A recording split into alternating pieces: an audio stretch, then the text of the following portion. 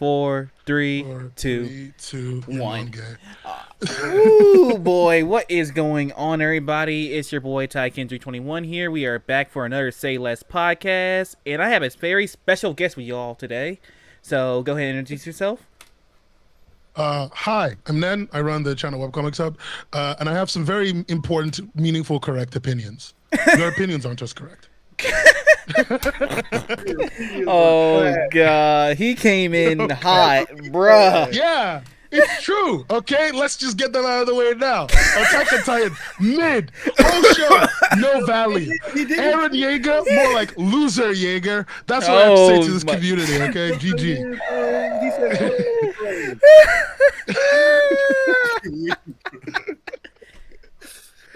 Oh my god. Well, that was his intro. That was his. And his first opinion is that Attack on Titan is mid, bro. I believe that. Yeah, bro. This is just God. I'm saying the facts that God knows.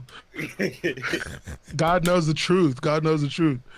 You know, all right, bet they did indeed hate Jesus because he. They hate him. They hate us because they hate us. I ain't saying nothing.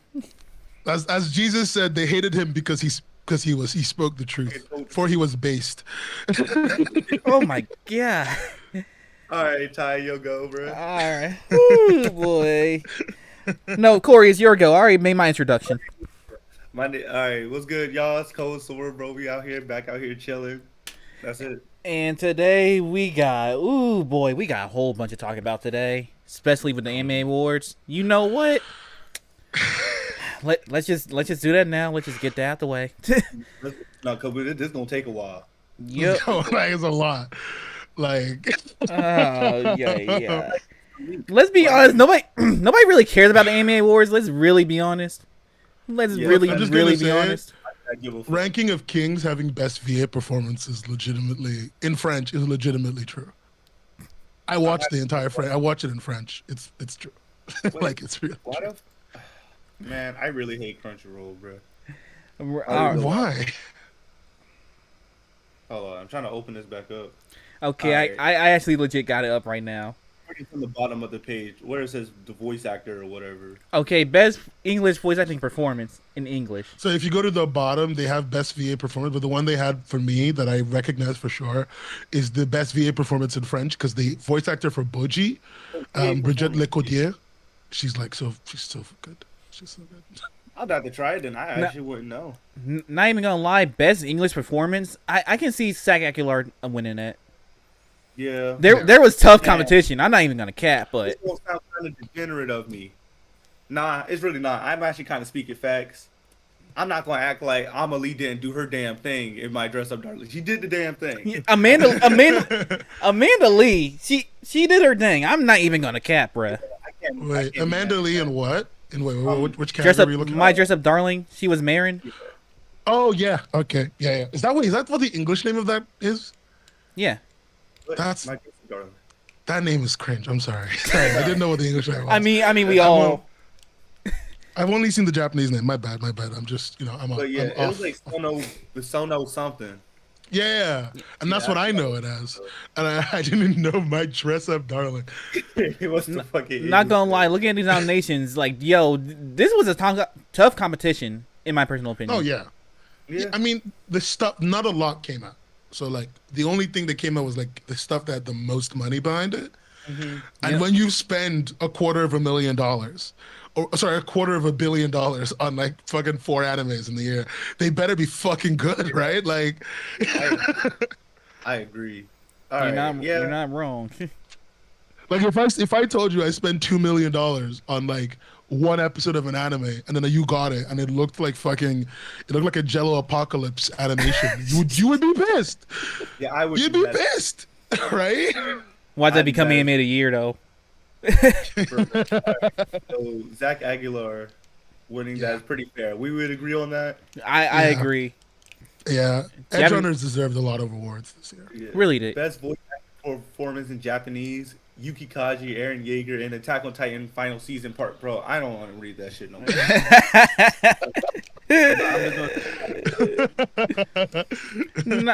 Not even going to lie. I want it to be. best main character being Eren Yeager is the biggest L that Crunchyroll's ever taken. Oh Christ! I'm sorry, no, what? Also, wait, hold on. Isn't Anya Forger like the main character of the show? Anya. Like she's one of 3 main characters, right? I'm not fucking tripping. She's one of 3 main characters, right?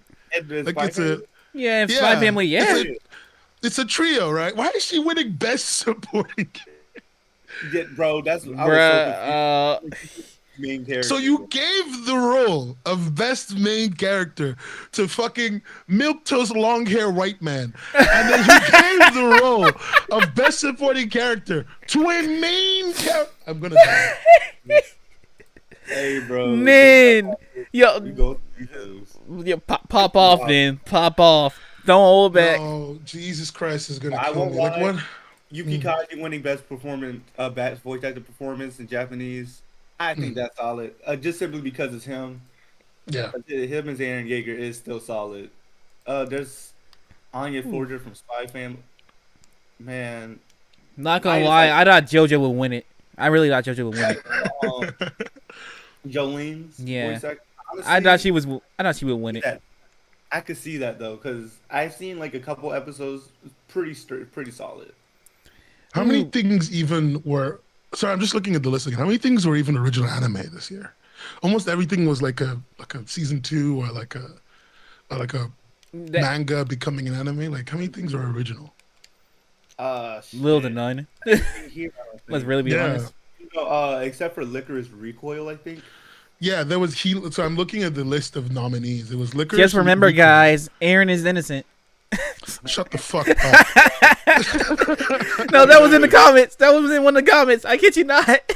Shut the fuck up. No, we're not doing this. No, we're not playing this game.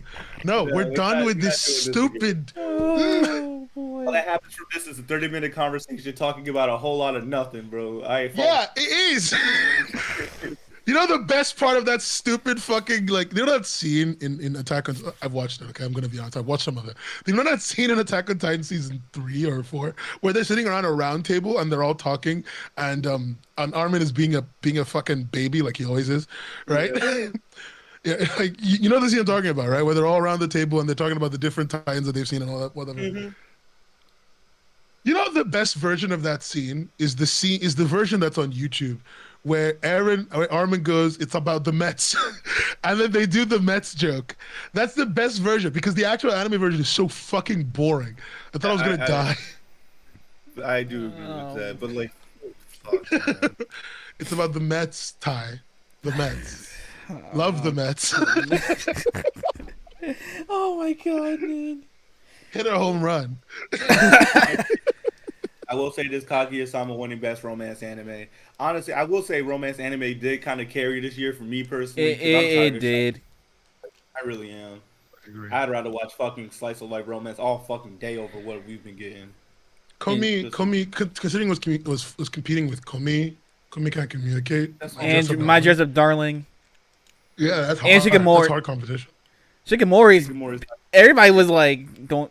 All these people were going crazy over. Love After World Domination is like incredible. Yeah, like honestly, I will say romance anime carried at least so far for me this year because like, damn. But Kaguya-sama winning, I can't be mad at that. I mean, it's no, bro, we gotta talk about this next one. Best fancy anime. How the fuck?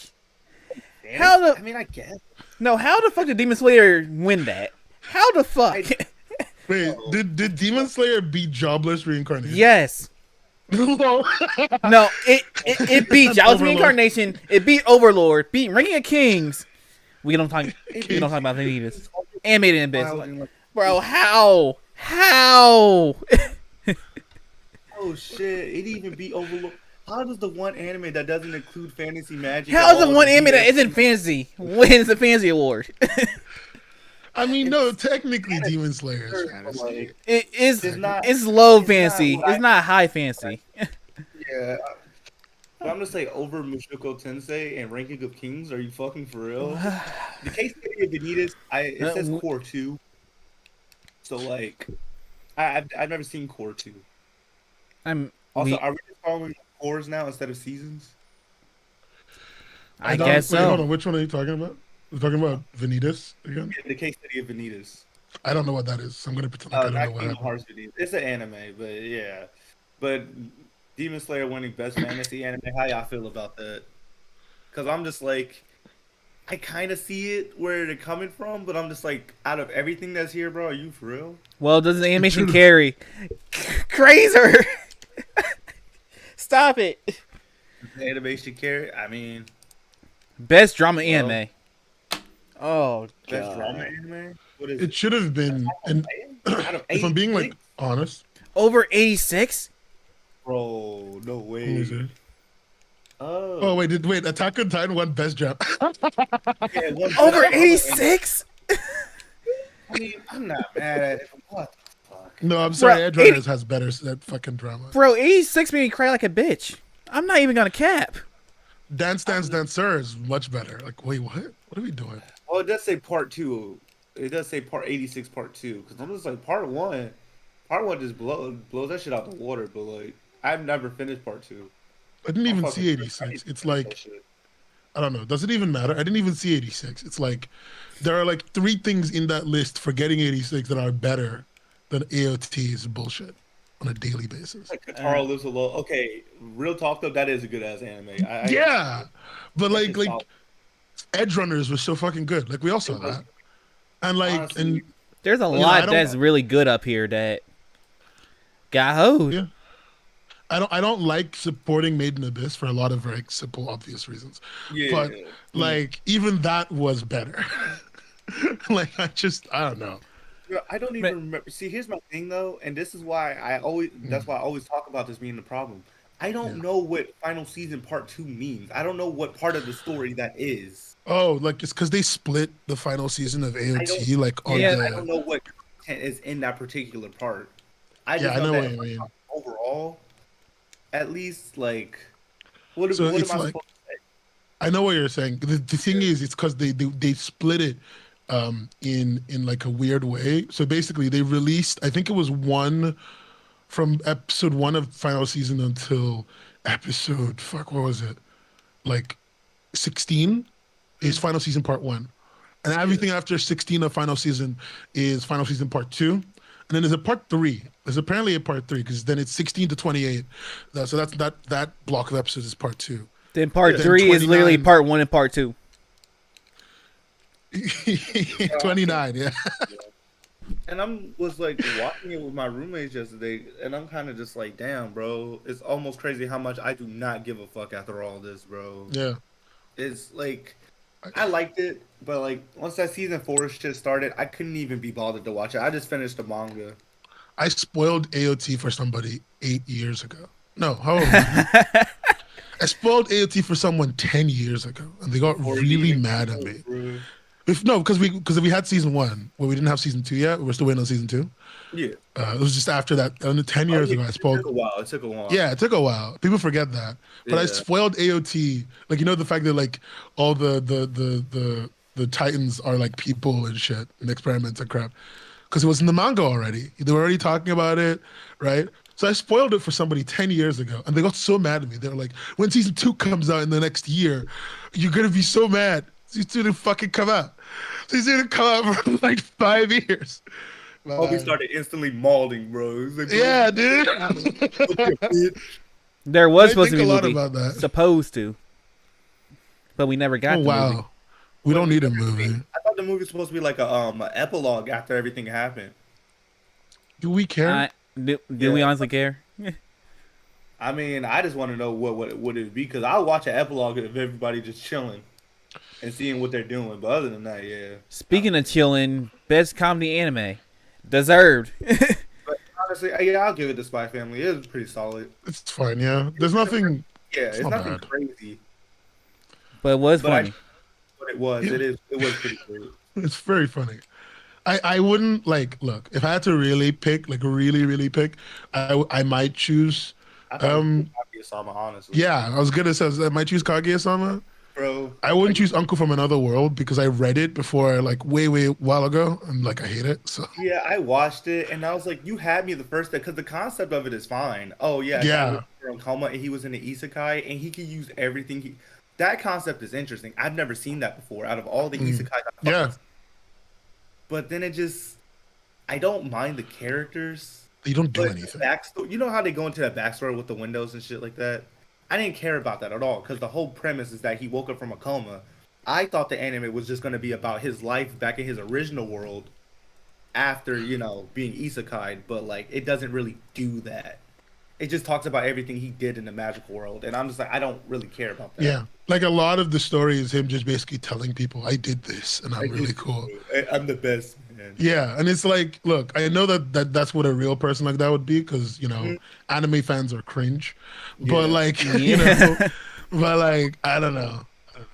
Yeah, I do think Kaguya-sama. Bro, are you caught up on that Ishigami backstory, bro? I was not ready for that tone shift at all, bro.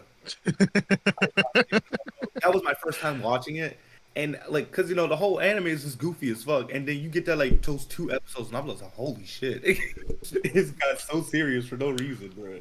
It got Yeah, deep for that's no damn reason. no damn reason But every yeah, day.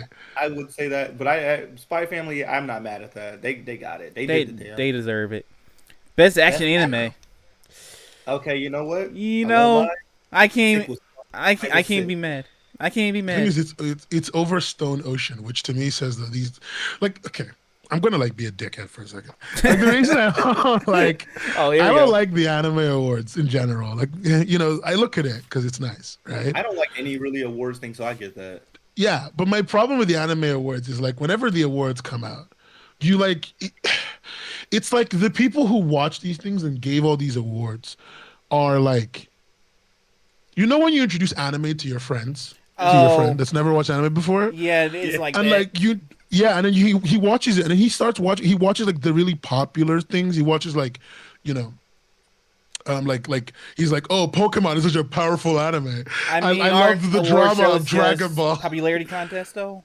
They aren't though. That's the problem. They aren't because if it was a popularity contest, then this would have been fucking like Spy Family Demon Slayer sweep, up Yeah. and down. Spy Family would be winning best film without a fucking film.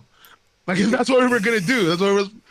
That's what happened. But like what's happening is like they like if it was a popularity, One Piece Red would have won. If I'm being like very serious, but it's like these guys have a very specific idea in their minds of what should win.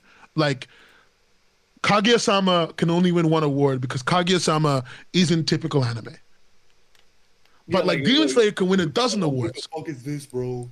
Yeah, because it's like basically they're doing it in the premise of like when we show people these awards, I want them to have seen it. I want them to know it. It's not when we show people these awards, I want it to be like good content. I don't know. Yeah. Now I will Like- say though, Kaguya is still really, really popular. Like Yeah. really popular. Straight But up. Oh, yeah. 100%. Just nah. Just nah. Because for me, it's like when you guys know Bungo Stray Dogs. Yep. Oh yeah. Yeah, it's like when that came out. Like people don't know a lot of these like more niche, you know what I mean, Yeah. anime. And it's like instead of giving the award out to stuff that they like, that's interesting, that's new, that's trying to do interesting things, give the award to the same 5 things because it's like I can't have fucking Fred from New Jersey open the anime awards and then not see fucking Goku. Like if Yeah. he does that, Fred from New Jersey will die. Like Okay, so then the problem would more so be just like the lack of diversity with the nominees because there's too much anime that have come out. He does have a point because there's like 10 animes total that I'm seeing so far out of all the nominees, and I'm just like, you could put something else up there. Like I'm not. That isn't to say like nothing came out, but like enough came out to where you should have more than that. But I get Yeah. what you mean. and it 'Cause- sucks because I feel like there's a lot that we're losing out on. yeah. Like I was looking at best score. I'm not a big score person. I am. Music I is am. When music. it comes to music, I will literally not watch anime if the music is just ass. That's valid. I think if it's really bad and I notice it, then I think it's bad. But if I don't notice it, even if it's mediocre, I just kind of go in, whatever. You just say, eh. Yeah, like it's not the worst thing. But like I think one of these is best score. It's AOT, and I'm just like, that's not true. Like- I'm trying to figure out anime score in comparison to what though. Like so they were comparing. They said Attack on Titan's final season part 2 the score for that entire part 2 is better than Akira Yamaoka's work on Cyberpunk Edgerunners, or No Name's work on Spy Family, or Genki Kikota's work on what you call it? Your boy Kong Ming. I'm not gonna cap. Swano Hiroyuki. Yeah, Hiroyuki. I was about to say that. That takes precedence over everything, man. His tracks be. Woo. I know what you're saying, but like now it's like giving a Hans Zimmer score an Oscar. Yeah, he's good, but like no, I'm being serious. Like, yeah, he's good, but he's good in the same way all the time. I like Hans Zimmer, but he's never good in any new ways, at least to me. He's good the same way every time. He's like eating fucking ramen. It's always the same kind of good every single time, as long as I make it the same way. And like all these people are like bringing different shit. And I don't know. I feel like it's kind of stupid. Let's see. Best anime film. Yo, I know One Piece fans were pissed. Dragon Ball fans were pissed too. Both of them were pissed. They always called. I should become a Dragon Ball fan. No, stop. Listen, all right, Goku could beat Super Red. Shut the fuck up. I'm just so glad, bro, that like out of all the animes that I watched and like was like Antor's, I'm glad that I always hated Dragon Ball. I always hated it, bro. Like, because I could have been a Dragon Ball. No, fan, Dragon Ball was a Saturday morning cartoon for me. I watched it, then forgot it as soon as I got to school. Like, one thing I had as a kid was basic writing and reading comprehension. How could you say that about our Lord and Savior, fucking King Son Goku, the Monkey King? Bro, the guy who can never die because the Dragon Balls will just resurrect him anyways, bro. Stop being racist. Hey, yo. Someone come get this man. Listen, if Kami doesn't bring back Goku, he knows that he's committing a hate crime. Let him be. He's gonna come anyways, bro. And I don't want to talk about fucking Tournament of Power. Well, I don't want to talk about Super at all, but like, even Z, well, Z is still ass, but like, Super was just like, wait, what? Okay, let's calm down. We're seeing some strong things here. What you be? No, you're not even wrong. Like, you're right. The 90% of Dragon Ball's reputation is basically carried up by Z Kai, and that's it. Like, that's the thing that's holding up Z. You're not wrong, which is crazy. Like, every time people say, "Oh, I love Dragon Ball," or "I love that," they always talk. You ask them what they like, and they'll always mention the same thing, just Z Kai shit. Z Kai shit, the Cell Saga, Majin Buu, the end. Like, they don't know anything else. They don't know anything because niggas do not talk about fucking Saiyan Saga, which is literally the best arc in the fucking series. No one talks about fucking the whole GT stuff. No, oh yeah, no one wants to talk about GT, bro. That shit. I don't want to talk about GT. Bro, GT was actually decent. No, bro, no. I don't care what anybody says. That was decent. Ty really having bad opinions on the pod. Shit. All right. Matter of fact, I'm gonna ask you because I'm legitimately curious. The best thing that only came out of it was Super Saiyan 4. Let's really be honest. Well, yeah. Let's really be honest. Anything else, story could have been better. Really could have. Actually, scratch that. It should have been better. I mean, is Super Saiyan 4 even that good when all the DeviantArt images of what Super Saiyan 4 should be exist? If you really mean Super Saiyan 4, just go to DeviantArt. Go out there. I feel like every time I say something like that, Sora just cries internally. I'm just like, I agree because I'm just like. But for anime original story. For anime original story, bro, that shit's still ass. It's still ass, like, but fucking Darling in the Franxx is fucking a 10 out of 10 all the way through, bro. Just because it's anime original, bro. We all know that shit was ass. I can't play devil advocate. You're right. Yeah, because there's just we live in the real world. I was trying so hard to. Bro, the next one is best most protective all cost anime character. Wait, that's what they called it? Yeah. That's what they called it? Yes. Yeah, dude, that's like the dumbest fucking whatever. I knew it was gonna be Anya. The child. Who's surprised that the child won the instinct of protection? And I'm just saying, Boji can protect himself. Nobody. Yeah, but he's like a fucking magic baby. I'm like, she's a literal small child. Yeah, like a normal kid. He literally What does up? not need anyone to defend him, bro. Yeah, Discord app's still not working, and I'm gonna be honest, I dead ass forgot about Discord web. You Could I forgot just say about that every time I see Julio's name, I think of that Bruno Mars song. Oh. Bro, Which one? Nen, this is literally the first time we ever meet, and you hit me with that shit? Are you fucking kidding me? Trust me, he did it to me the first time we met. This It was is worse to you. It was nicer not to the him. ending. it was so much worse. Let's really be It honest. was so much worse. Yeah. Kage. But we low key are just looking at the Anime Awards right now, and how atrocious that was. It wasn't. The thing is, overall, I saw Cyberpunk got Anime of the Year. Yeah. Honestly, Yeah. I'm okay with that. I'm fine with that. I'm fine with that. Everything else on the other end, there are a few things that are like questionable. I would say for the most part, the awards are fine. Yep. It's just that they are boring. they're Okay. They're Okay, milk. clearly you guys have probably already gone over this. Best character design, Demon Slayer. Let's be real. No, Demon Slayer. we haven't it's even- bare bones shonen shit. we haven't even got to that one Demon yet. Slayer does have some- Oh, we haven't. Breaking What are- new what are we on? ground. What are we on? No, it's fine. You're good. You're Go, good. Please. Good, go in your rant. We're out of order right now, but we were talking about must protect character at all costs. Yeah, we're Oh. gonna get there though, because we're like. All right, wait, are you kidding me? That's a category they had? Yes. Yeah, it's just Anya. It's just Okay. the Anya. It's award. Anya. Let it Nah, go. fuck that. Nah, Yeah, fuck that. I'm going on this rant instead. Kai already knows. This is why the Anime Awards are a fucking joke. Finally, someone who agrees with me. Because Where okay, my like, let's alcohol be at? real. Let's be real. I know that Japan has anime awards as well. I don't think I don't watch them, so I don't really know. I don't watch award shows in general. Like I rarely watch the Game Awards. Yeah. They're pretty. Shit. Because the But, game like- advertisements are not very fun. Yeah, but like, I'm pretty sure. I will say 70% positive. There's still, a pretty good chunk of 30% that it's possible. I'm pretty sure the fucking Japanese awards don't have cringe things like that. They don't. Like, bro, like this is why Crunchyroll's a fucking joke of a company. Like, fucking look, Crunchyroll, pay your voice actors, pay your employees, actually Yeah. do something for the industry aside from taking people's money.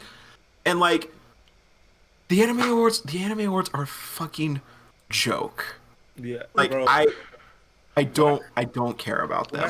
Thank you, Julio. Because I was saying it earlier. I was like, it's fucking ridiculous that the anime list on the awards are the same 4 fucking things. Yeah, like it's like the same 10 animes, and I'm just like, listen, Nin said it himself. Not too much came out this year, but you could have picked like there's way more than like 10 series that you could pick from. That's Like, all. I feel like if you win anime of the year, do you also need to win like anything else at that point?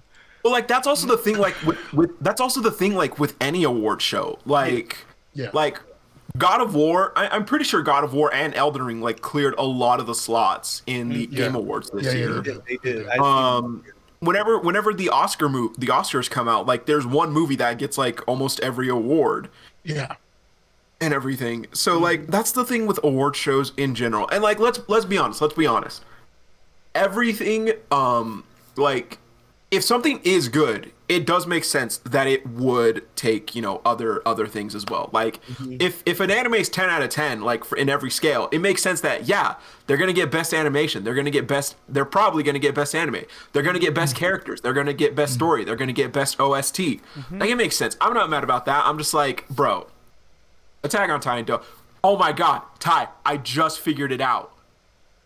Mappa keeps pushing back Attack on Titan so they can just win anime award after anime award after anime award as long as possible. That's why Mappa's fucking doing it. That's why they're fucking doing it. You know what's annoying me about that is that as stupid as it sounds, It brilliant. is legit.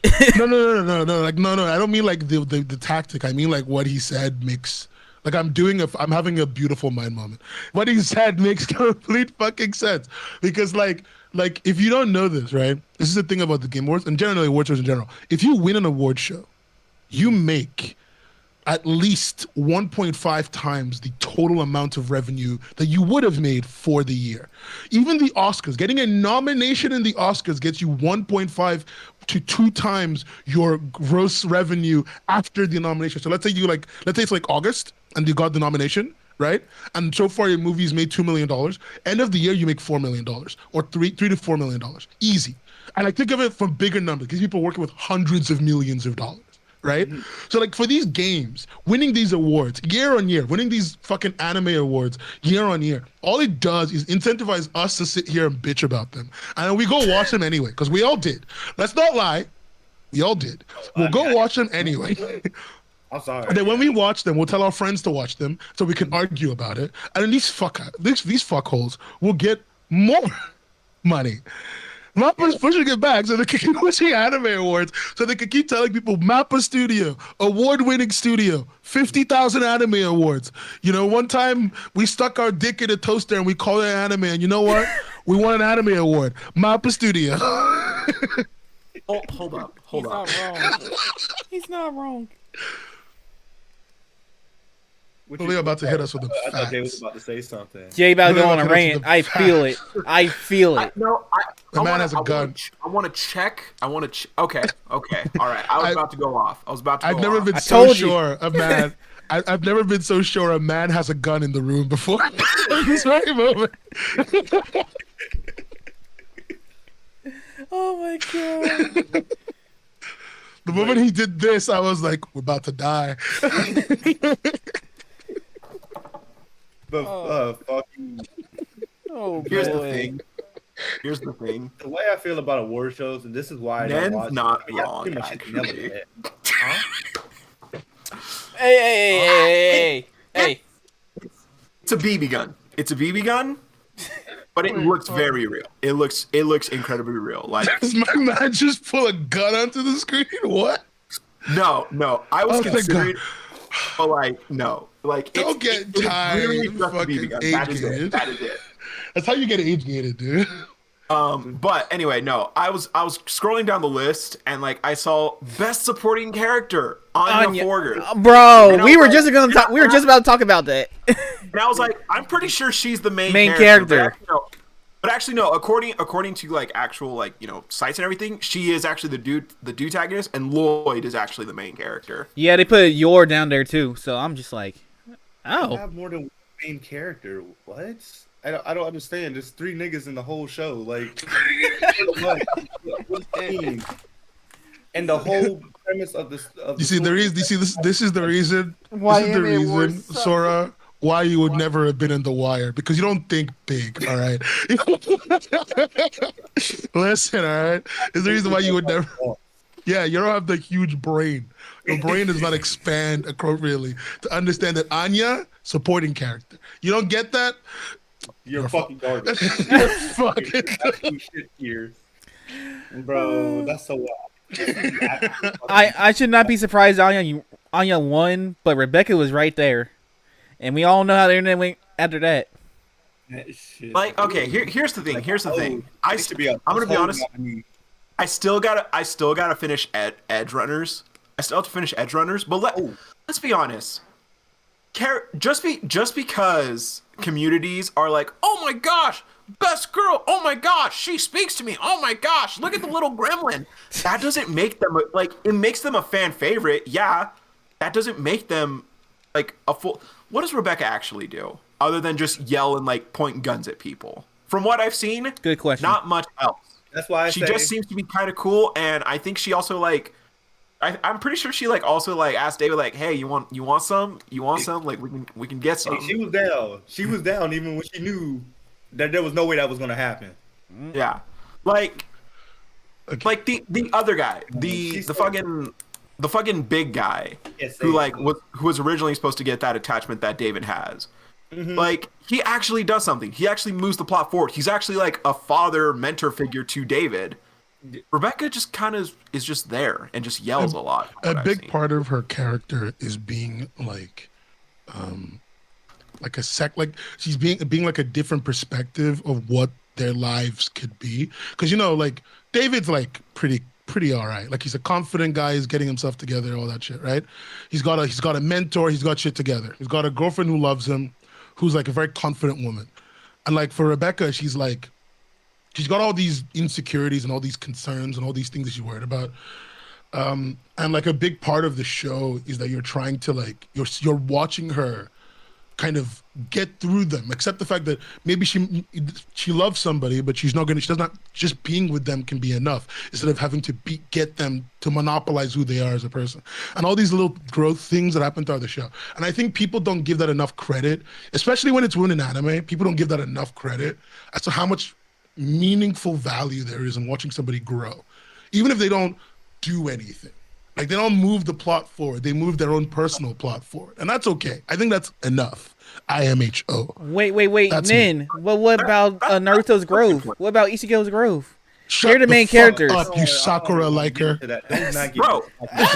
Bro, what are you talking about? Naruto has amazing growth. What are you talking about? Naruto has never grown in his fucking life. The only time he grew was when he got to Boruto. He grew like 2 foot taller. Like, fuck me, dude. Oh, I see what he did there.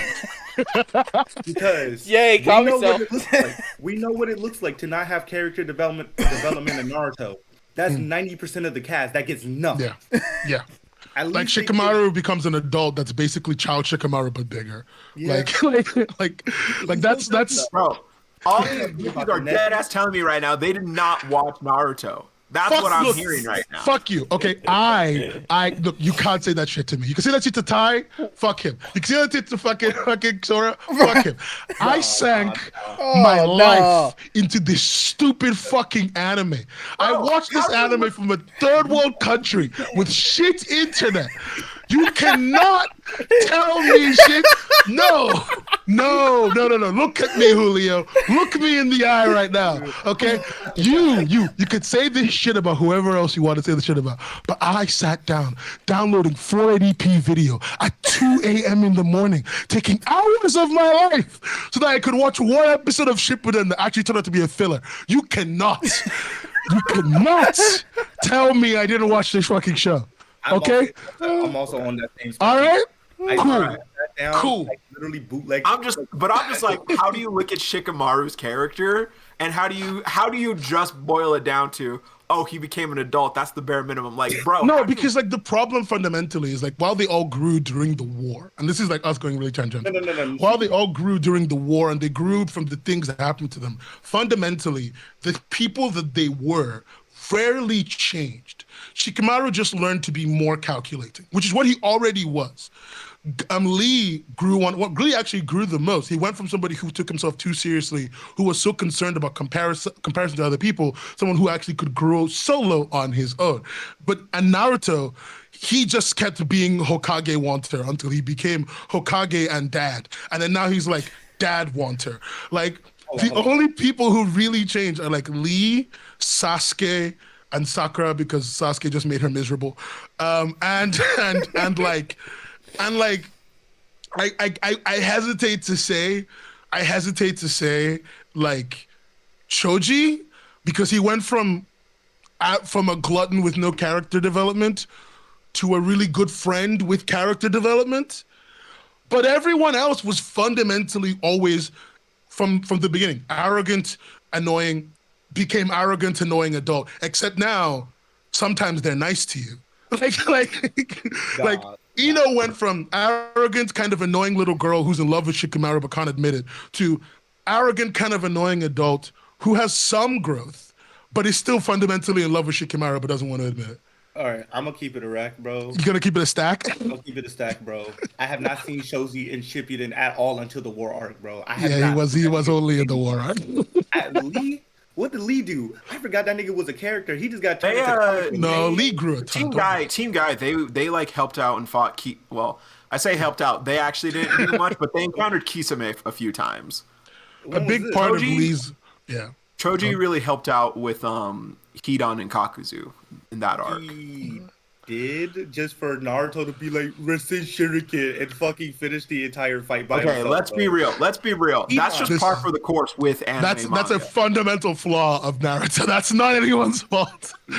Don't blame the characters because the writer's an idiot. Shikamaru actually, at least when Asuma died, and this is my problem with Naruto, niggas do like you can have characters die and be a motivation, but when you do that like 5 times, bro, I'm over it. Neji died, Jiraiya died, Asuma died. Like, come on, you can't keep doing the same like formula like 3 times and expect me to give a fuck after like the 4th. Like, I don't know, the Shikamaru family, like the whole like I forgot what their family is called, but the people who use like the shadow jutsu and like they do the long distance communication and shit, like that their family's development throughout the show is really like cool. I think. My favorite moment is still that moment when they realize they're going to die. Like they know that that they're seconds away from death, and they just kind of take it.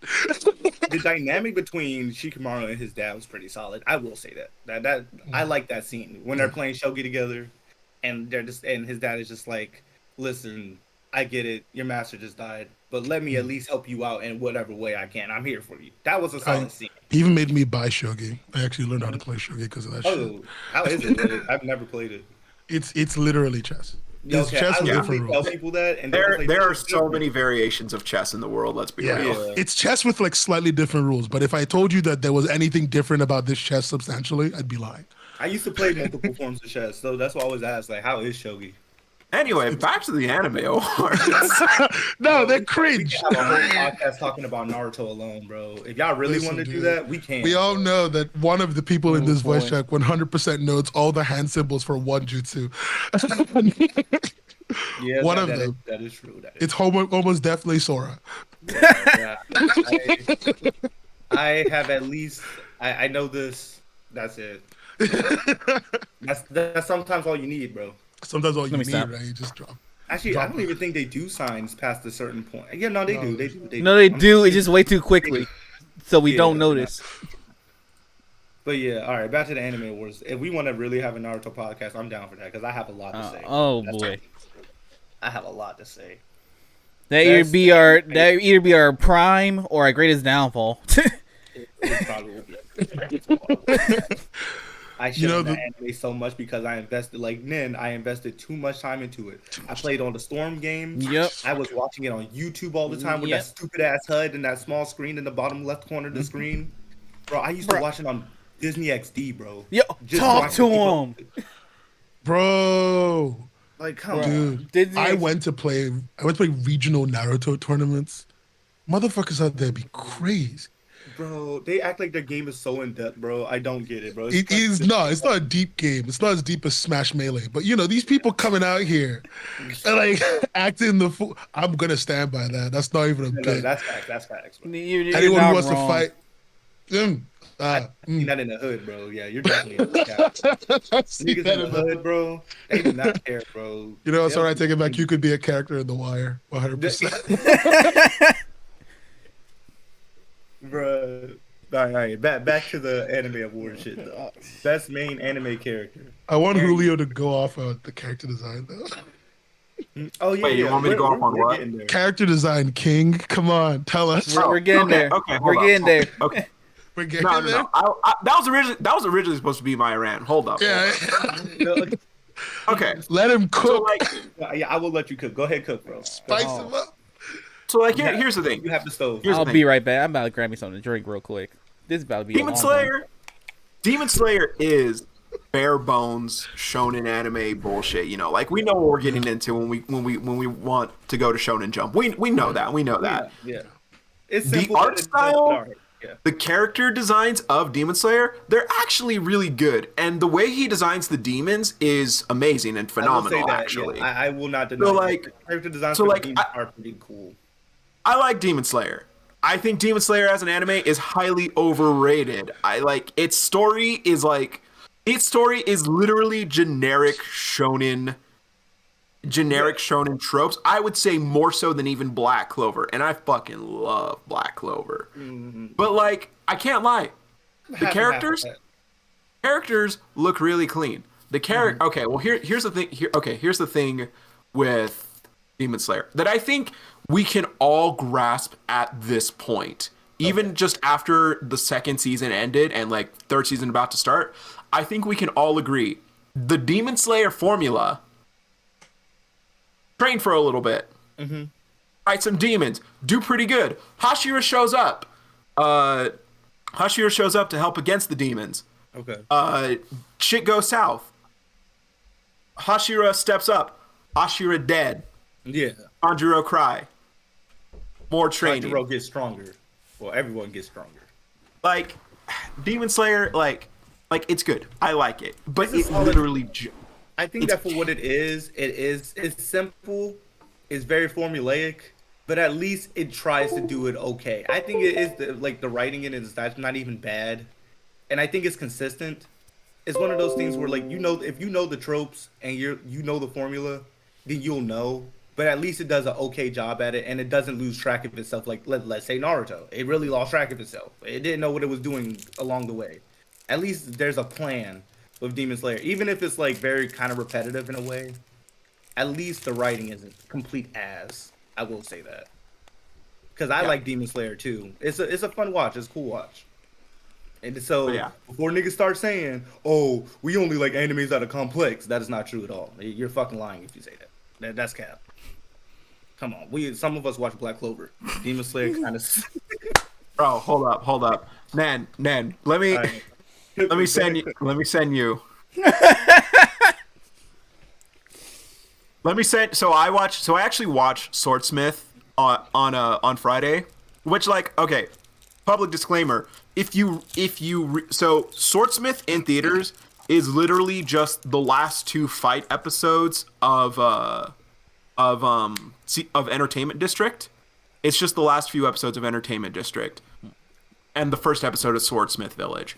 So if you really, really, really just want to see Demon Slayer in the theater again, do it. But like it's not Mugen Train. It's not the full arc. It's literally just a few episodes put together and everything. And like just like with any anime season, like this is no shade at Demon Slayer. Just like with any anime season, literally the first episode of Swordsmith is literally just setup. It's just setup. Like you're not going to see any crazy animation out of Swordsmith yet. Yeah. Nen, this is literally what I posted after watching Swordsmith Village in theaters. I saw that.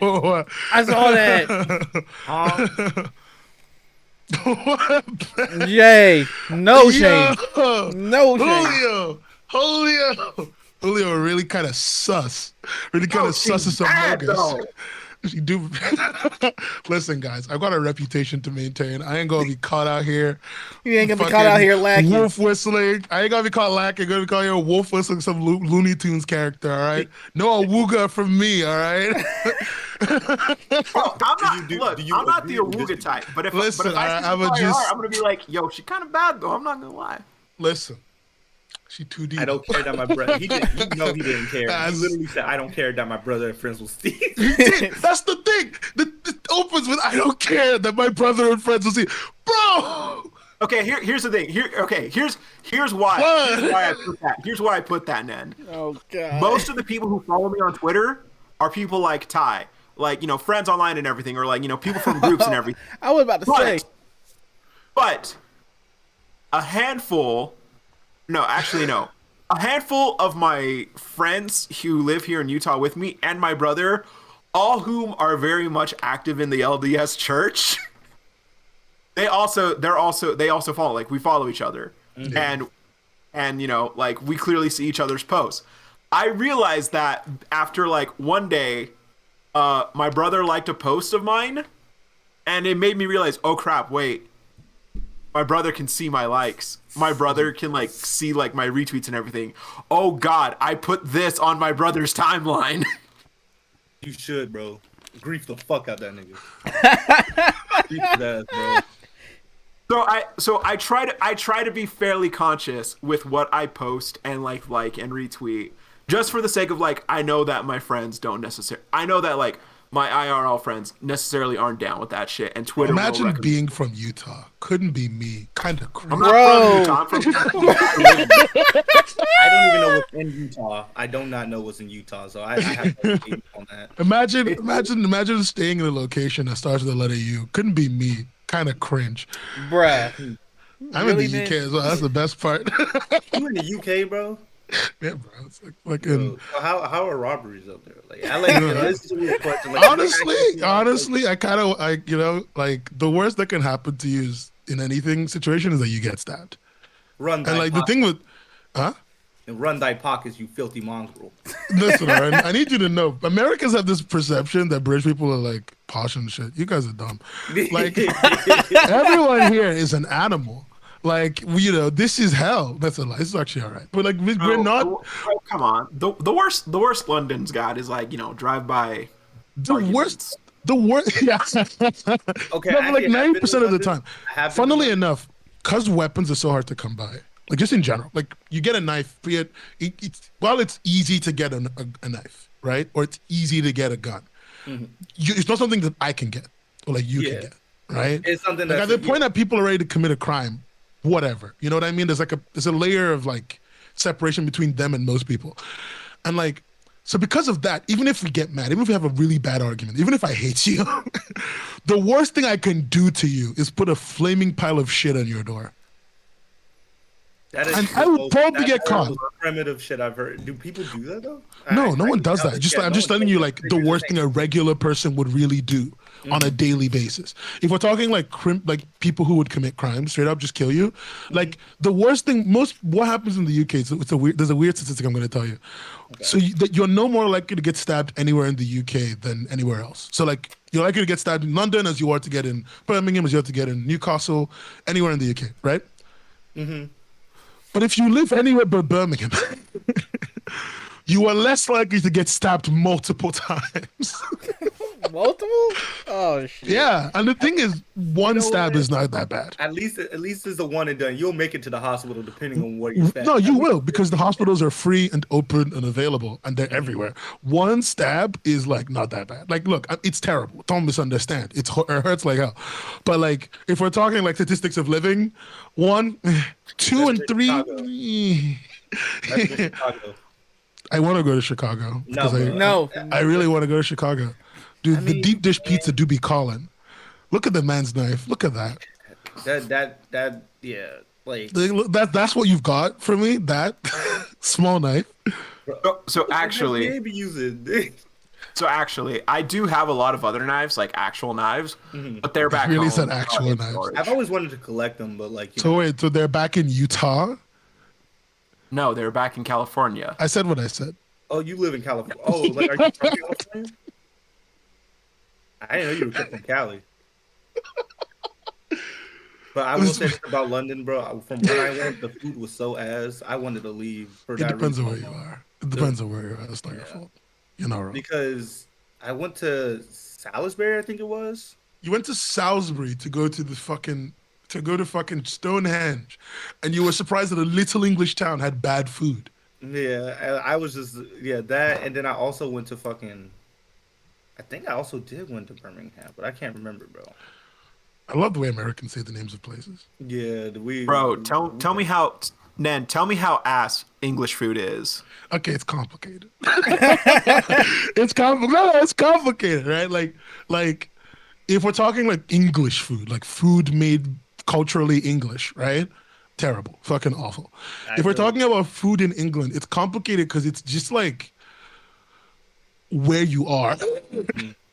Right? Like, and you guys know there's like places you go that have terrible food, but you go there because it's terrible, right? It's the middle of the night, you're drunk, you eat that. But then there's like lots of places that are really good. Like there's the boba tea place near my house is the best boba tea I've had. I've had boba tea in California. It's not as good as this one, but like, it's just it's where you are, right? Yeah. If you live in London, you have access to tons of food. If you live in like fucking the middle of nowhere, like Gloucester, where I used to live, you have no fucking access to shit. If you live like I used to live in Wales. I used to live in a place called Shropshire in Wales, right? We had one fast food place. It was one Chinese restaurant. One. In the entirety of Shropshire, we had one Chinese restaurant that would deliver to your house. And they made the worst fucking food. They would make fried rice and they put barbecue sauce on top of it. What the Wait, what? Wait. Run that back real quick. They would make fried rice. They would make special fried rice. So, chicken, shrimp, pork, one fried rice, cook that for you. Put barbecue sauce on that shit. So But they you just ate it. You ate it because it was salty, sugary, and you were hungry. it actually. But if you, Yeah. but if you, and you know that nobody who lived in that neighborhood Mm-hmm. was making fast food. You know what I mean? Yeah. That town is a small English town. Everyone who lives in it is a farmer or rich. No one's making fast food. No But one's then if you live in London, right, the fucking capital of the universe, apparently, like, no shit, I'm gonna open my fast food. It's now 8 o'clock. It's 8 p.m. Mm-hmm. Right? We have our version of Grubhub. We call it Just Eat. They're owned by the same company. Yeah. They're literally the same company. But if I open Just Eat right now from my location, there are 300 places near me. Jesus. Like, what am I going to? You know what I mean? Like, it's a whole. Where you live is like a big part of it. Like the same thing in America. If I lived in bumfuck Mississippi, right? Yeah. If I live in bumfuck Mississippi, am I going to get good food compared to living in fucking New York? Mm-hmm. Yeah, I'm trying to think of places that in the U.S. that would just have trash food. Because I'm just like, in the South, at least niggas know how to cook. That's the thing as well. You guys you Americans have a more like spice food culture. Mm-hmm. They actually flavor food. Britain is like their idea of a good meal is like they fry fish and chips because it's easy, and then they'll be like, let's not put salt unless you ask for salt. Oh wait, are you for real? Yeah. I guess. I mean, some people. Or like they think chips are good if you put salt and vinegar on it. Oh. Yeah. What the? What? Bro, he said I had to test this. Okay, so I saw that tweet. Ty after being railed through. Bruh! Nin, why? Why? I didn't even come at you today. I know. Ty goes to the Chick-fil-A, comes back like that. You know, we thought they were homophobic. We didn't know that they were really just looking for something else. Ty, look at me. No. Ty, look at me. No. No, my son. I am not looking at your ugly mug right now. Oh my god. But no, the food isn't underwhelming. It's just complicated. It's just complicated. It's everything. It's everywhere. Right? Like everywhere's food. It's complicated. Yeah, it's just, damn. That's crazy, bro. Like I think a lot about the fact that in central London, the one of the most established restaurants in the world, Heston Blumenthal's like food magic extravaganza shit is there. You don't know Heston Blumenthal? He does like molecular gastronomy. So he makes like food, but like in weird ways. He'll like his idea of making food would be like, here's a steak, but turned into like a smoke you can breathe in. Oh, come on. One of those places. Fuck off. Yeah, I know. I hate that shit too. Yeah, but like, you can't say Heston Blumenthal's a bad cook. You know what I mean? Like if he makes regular food, it tastes great. Yeah. But like, and then you go to like fucking, but like also some of the best food I've had is in like Leeds. I went out to Leeds for a while, and like, you know, I was there and I went to this underground, and I literally mean the word under the ground restaurant that was Chinese food, and they had baby octopus fried rice. Never seen that anywhere else. Mm-hmm. And I had that, and it changed my goddamn life. Yeah, I also forget that some shit you can't eat. Like some shit is just hard to get in the UK in general. I always forget about that because I was just having a friend who's also from the UK explain to me that like there's certain foods that are just hard to get into like shit in general. Yeah, because there's lots of random import reasons, and another thing is also American food is really bad. It really is. Like unless you're cooking, there's no fucking point. Like, it's like there's no really variety. It's like the same thing over and over again. Let's really be honest. But it's also like the things that Americans put in their food is so weird to me. Like in the UK, a bunch of food coloring is banned. Yeah, no, it's banned because it will kill you. Yeah. But Americans straight up just go, listen, baby, let me just hit you with some of that fucking yellow food dye E4. Oh, does it have a 1 in 10,000 chance of causing cancer, which is really fucking high, by the way? Yeah, it does. But you know what? Here we are, Americans. Let's go. Hey, USA. Like that's if you're not that's American food. That Like, that it's is a- American food, bro. Yeah, it's like fuck. You know, Nescafe you do be really making children make them pods, but you know, I just feeling kind of spicy. Like, and like for us, we're like, we have problems, but we don't have. Look, this is the problem, right? Almost every country in Europe has problems. A lot of serious problems with food, lots of things. But none of our food problems are ever like American food problems. American Yeah, food problems like, seem like a fucking sitcom. Like bro. this, it's some kind of George Costanza shit to be like, to like walk into my house, pull out an espresso pod, and then one of my friends goes, "Did you know a child made that?" Like, like that's upsetting.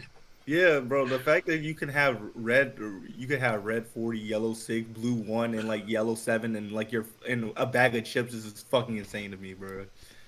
It's wild. Like we recently up until now we've been importing Fruit Loops. It's a very niche thing to talk about.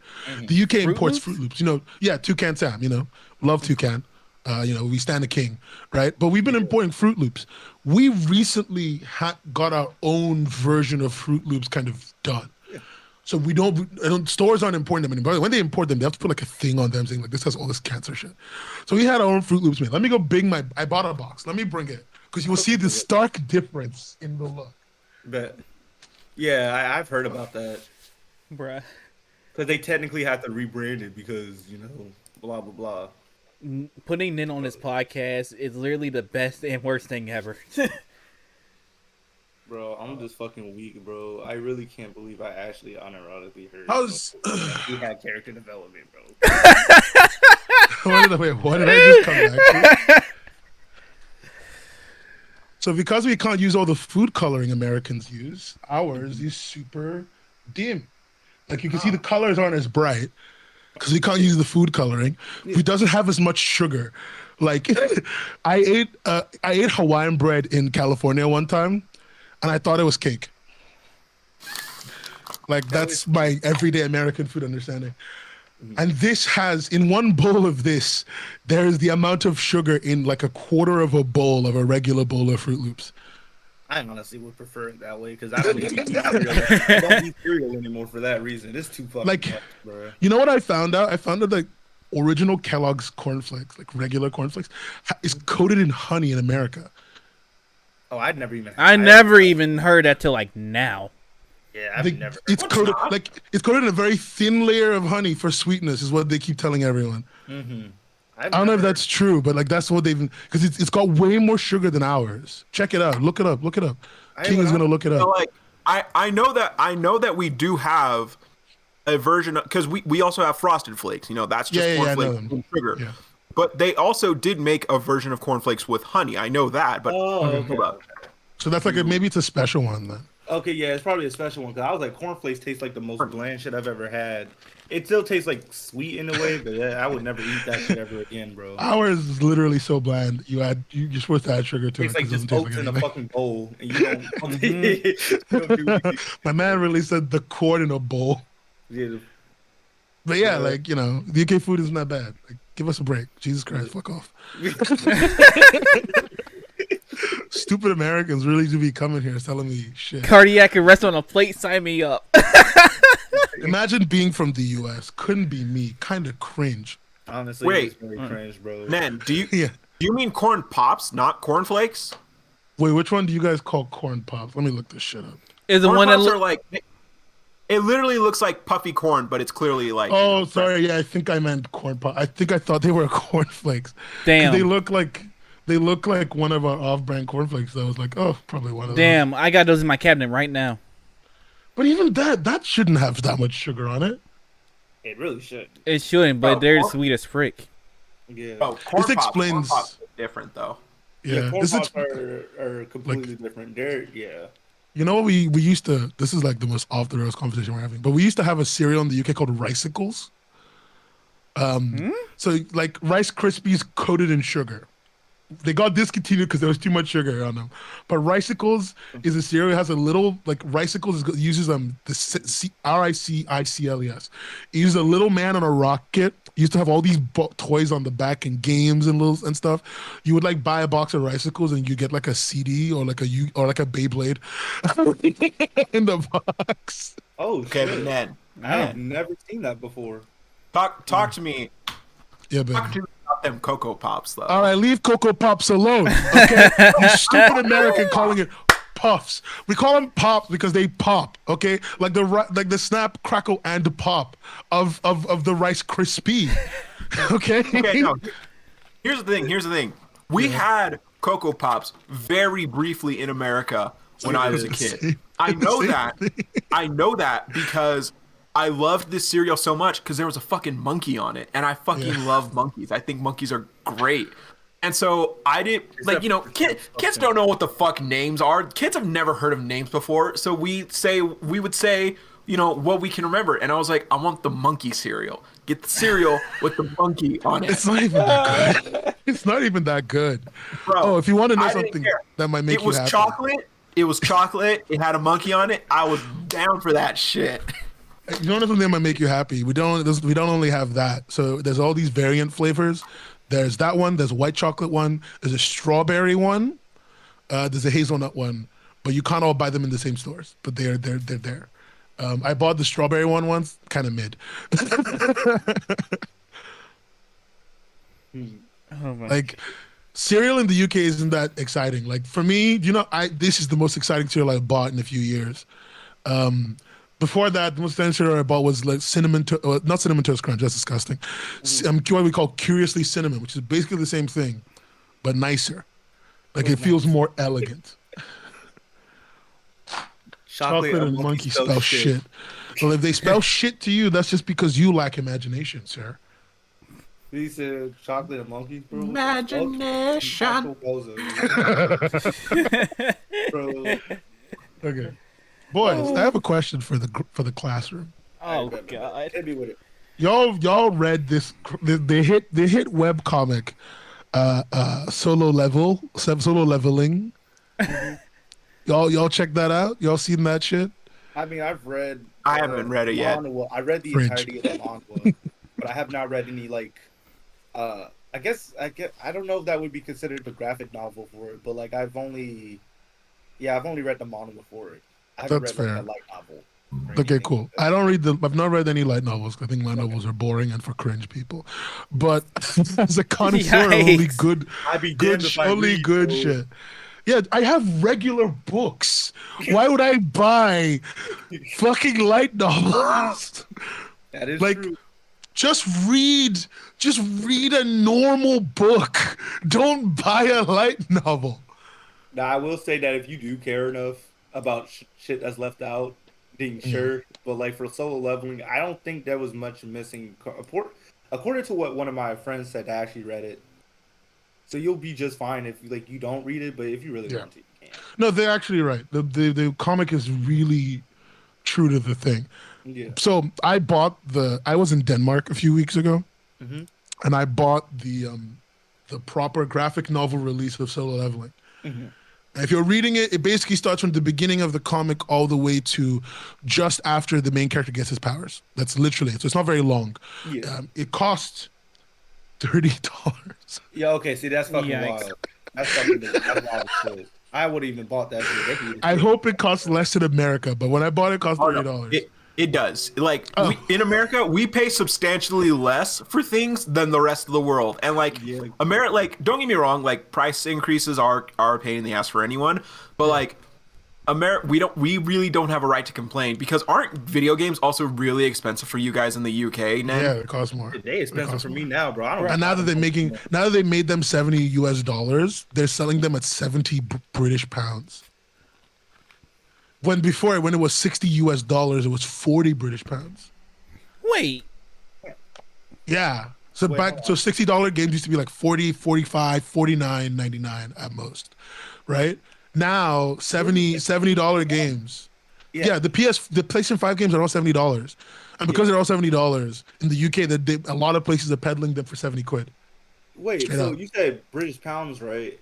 No, not from conversion. They're just selling them like that. Not because of conversion. This is like when the Nintendo Wii came out. The Nintendo Wii was $300 on release in the US. It was £300 in the UK. For no reason. Jesus, fuck that. Yeah, okay, like the PlayStation 5 is $500 American dollars, if I remember correctly, right?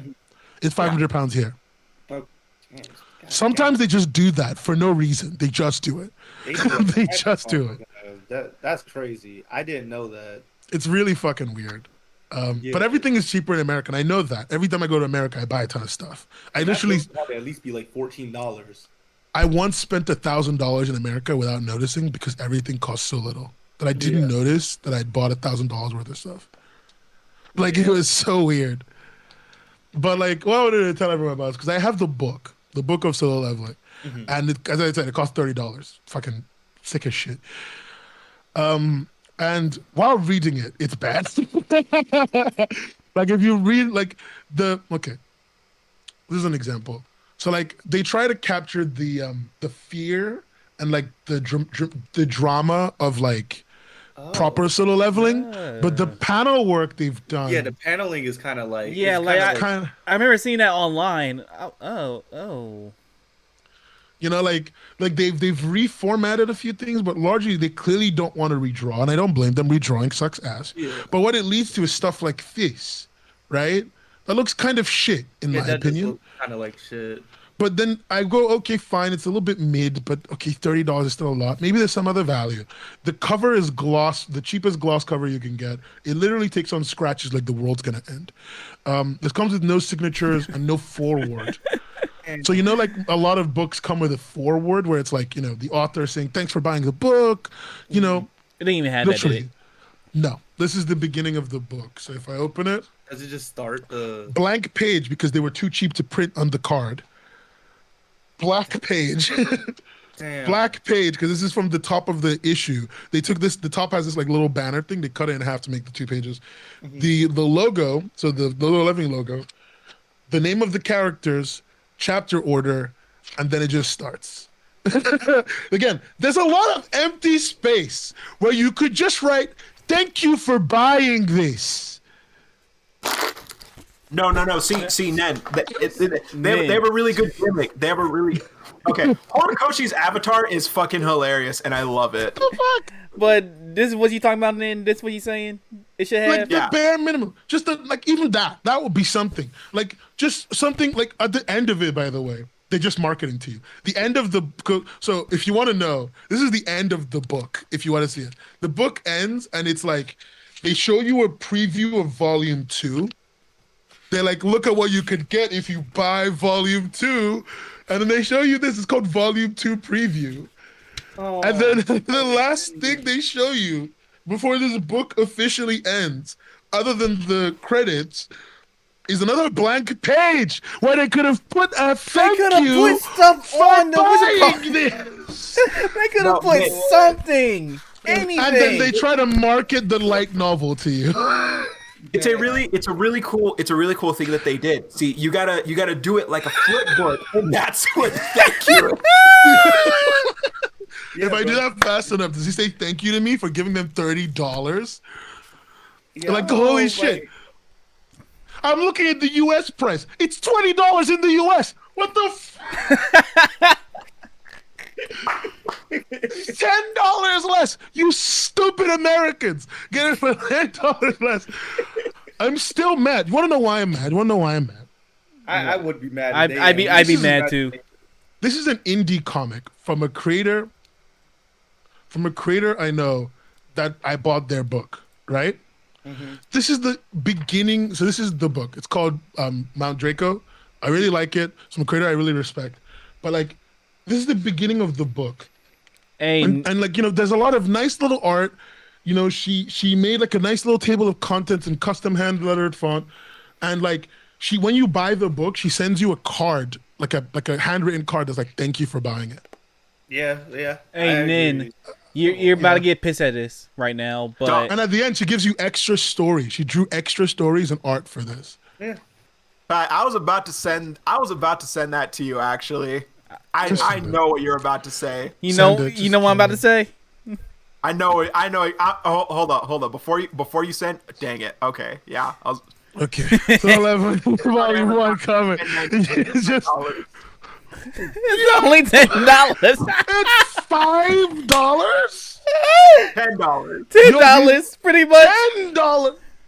$5 used. Oh shit, bro! I just think homie got scammed for real. Cause like, there's no way Bro, there's no way, he had to have gotten hit with an upcharge after that shit, bro. bruh. Jesus. God. Oh damn, bro! You could even just buy it for $10. Is he playing the? Yeah, he's playing music right now. He's trying to de-stress, bro. Well, let's get Bruh. through the rest of these fucking awards because I'm trying to be done with, at least with the award shit. Yeah, we've been on awards for like a minute. So, yeah, but he dipped too. Damn. What the fuck?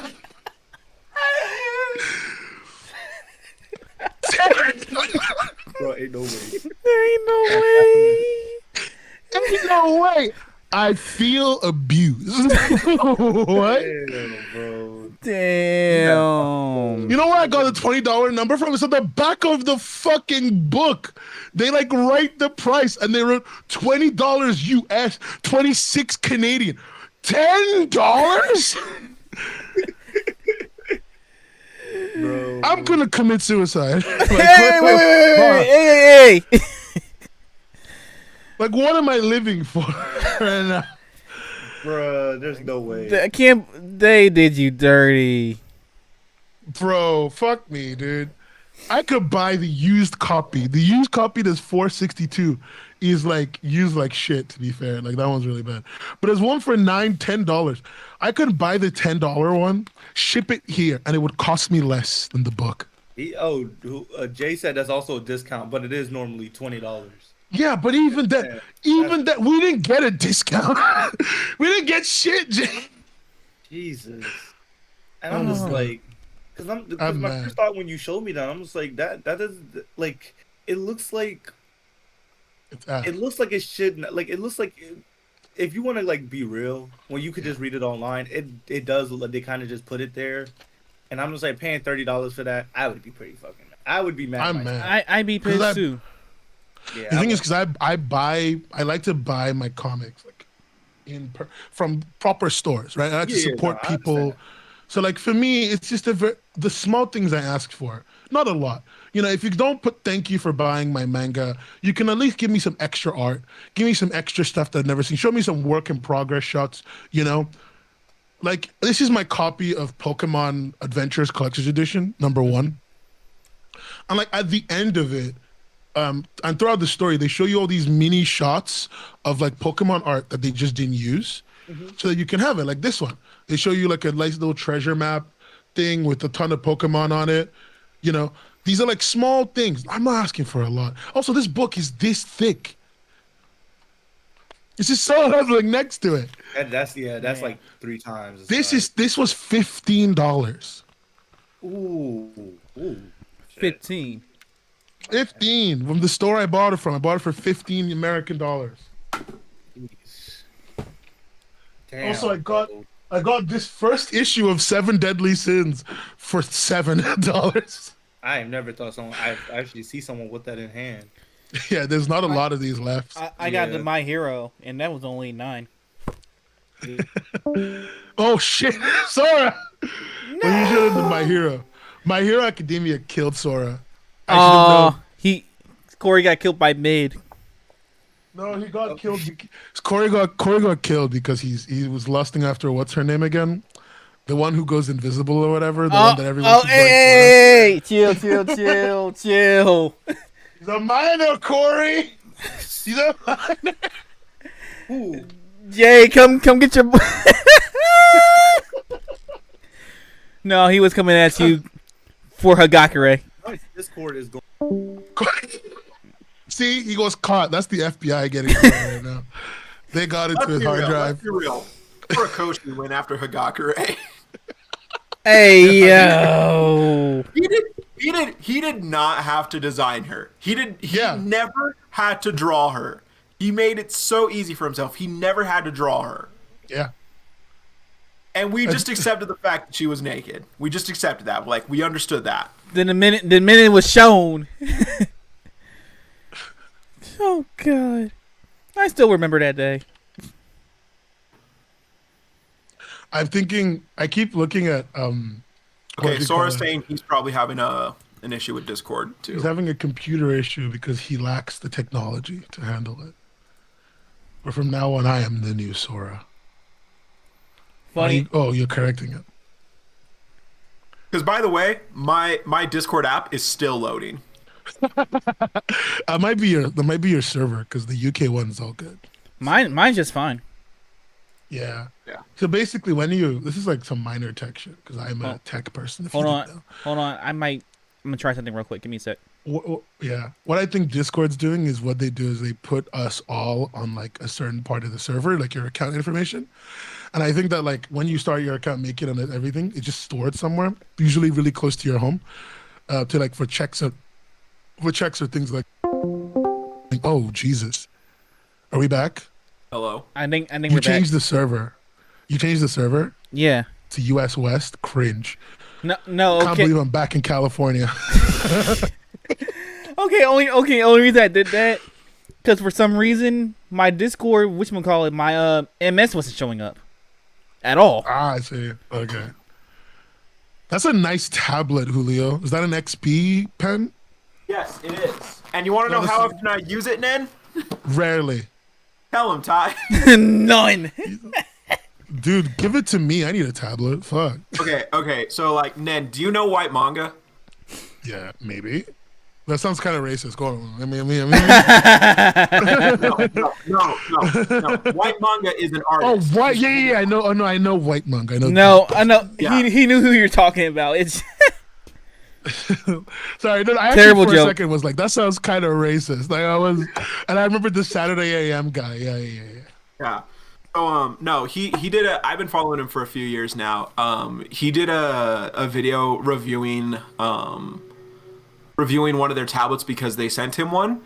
And so he was like, "Yeah, guys, like honestly, this is a pretty good one. Like, you know, if you want like one to start out with, like I guess I could recommend it." And I had just gotten my a stimulus check from the government. the stimmy. I went to Amazon and I'm like, you know what? I just got the stimmy. I could probably buy a tablet. Yeah. And so I looked at the one he got for the review, and literally for like I think like $100 more, I could have gotten like a newer one or like a better version, like a more powerful version. Yeah. And so I was like, yeah, like I'll just get that one. Dead ass. I severely underestimated how big it was gonna be. Like the box it came in, like hold up, what's the size? What size did I get? I think it looks like a 28, 26, 27 inch. I mean, this is my tablet. Yeah, I think it's about thereof. Yeah. Dude, I want that. I want a 27 inch screen. Like mine is shit. Mine is really bad because it's too small, so it doesn't have any proper stands. So there's nowhere to really put it. Wait, which one you got? So this is this is an old XP pen, the Artist 12. It's really bad because like the connectors it uses, the one USB-C connector it uses goes out to like an annoying double USB-C connector on that. It's terrible. It's awful. Ew. So yeah, mine is 21.5 inches. Okay, that's not And too bad.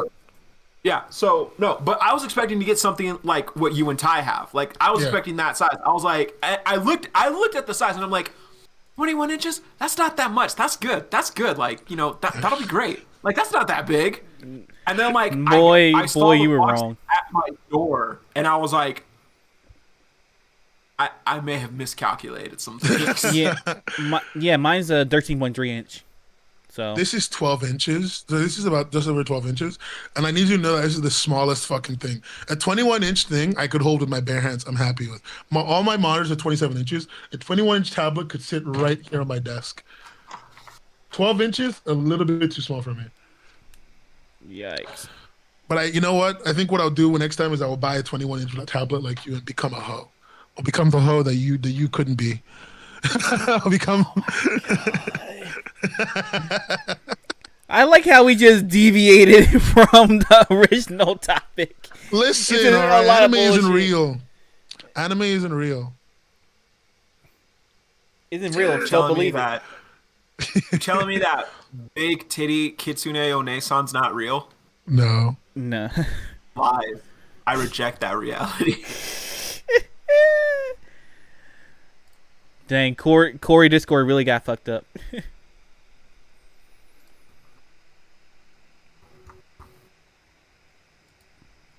Hold on. Why are people getting the loading screen? Hold on. Am I going crazy or? No, it's working. Where's Corey? What's going on with him? Is he dead? His Discord. Cringe. Why didn't he just go to the browser? Let me hit him. I think he restarted his computer before we said like browser version. Imagine his computer is made of rocks. I hope his computer is made of rocks and it takes like 7 years to reload. Bro, why do you wish this on folks, man? Sometimes you just gotta wish evil on other people. Just see what happens. All right. It had an update. His computer's updating. This is the best. They hold him. They really hold him. Shouldn't take more than 5 minutes. Wow, that was the weakest shit. Bro, I knew what he was doing, so I had to do it. Oh my god! Can't believe that happened. Anime is only real if you don't believe it. So believe it. So believe it. God, the fact that became Naruto's catchphrase is the biggest travesty to modern man. I know where he got that from too. That's that REC World reference. Because that's of course. That's literally shit. what No shit. That's literally what Levi says in the next video. Yeah.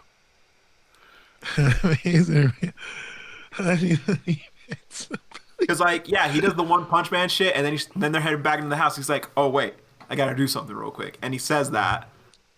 Actually, no, I think that's in the first video. It was the first video. Yeah. Because he was confused. He was like, "Wait, what? Don't believe, still believe." No, it was the second video. No. That's the second video with Ben. The first video was the Hajime first video no is Ippo. where he goes. Yeah, and then like after he says that, Liam goes, "Wow, that was the weakest shit," and then Mark hits him with the. Then we just see this man just start running. Bro, shout outs to RDC World. Bro, Yo, RDC World. they making it big, podcast, bro. Bro, if we ever get him on podcast. Didn't they win an award recently? I think they won a few, yeah. Yeah. I think they won a streamy, which is really fucking great. Because I know I voted for them because if you know this, the secret YouTube cabal, we all get tweets. We all get an email once a year that's like, "Do you want to vote in the streamies this year?" I don't even pay attention to those emails. You know why? It's because you're cringe. No, because I really don't just care enough about YouTube to give a vote out. How could you say that to YouTube.com, the greatest website of all? And Susan many times that they is rolling in her grave. And as many times they demonetize me, try to hit me with everything they got, to the point where I'm just like, fuck it. Because of the way you treat YouTube, you know what? I'm gonna copyright claim one of your videos. You want to really copyright UnOrdinary? Yeah. Oh, Ty doesn't know. The greatest webcomic of all time. Clearly, none Ty can compare. doesn't know. I was 100% serious, by the way, Nan. Cringe. Bro, UnOrdinary is goated. Okay, I'm sorry. I've accepted that your opinions are bad. You know, I thought I respected you, but things change, I guess. He just changed our server mid-conversation. So rude. No, Jay was lagging a lot. Oh, I don't know.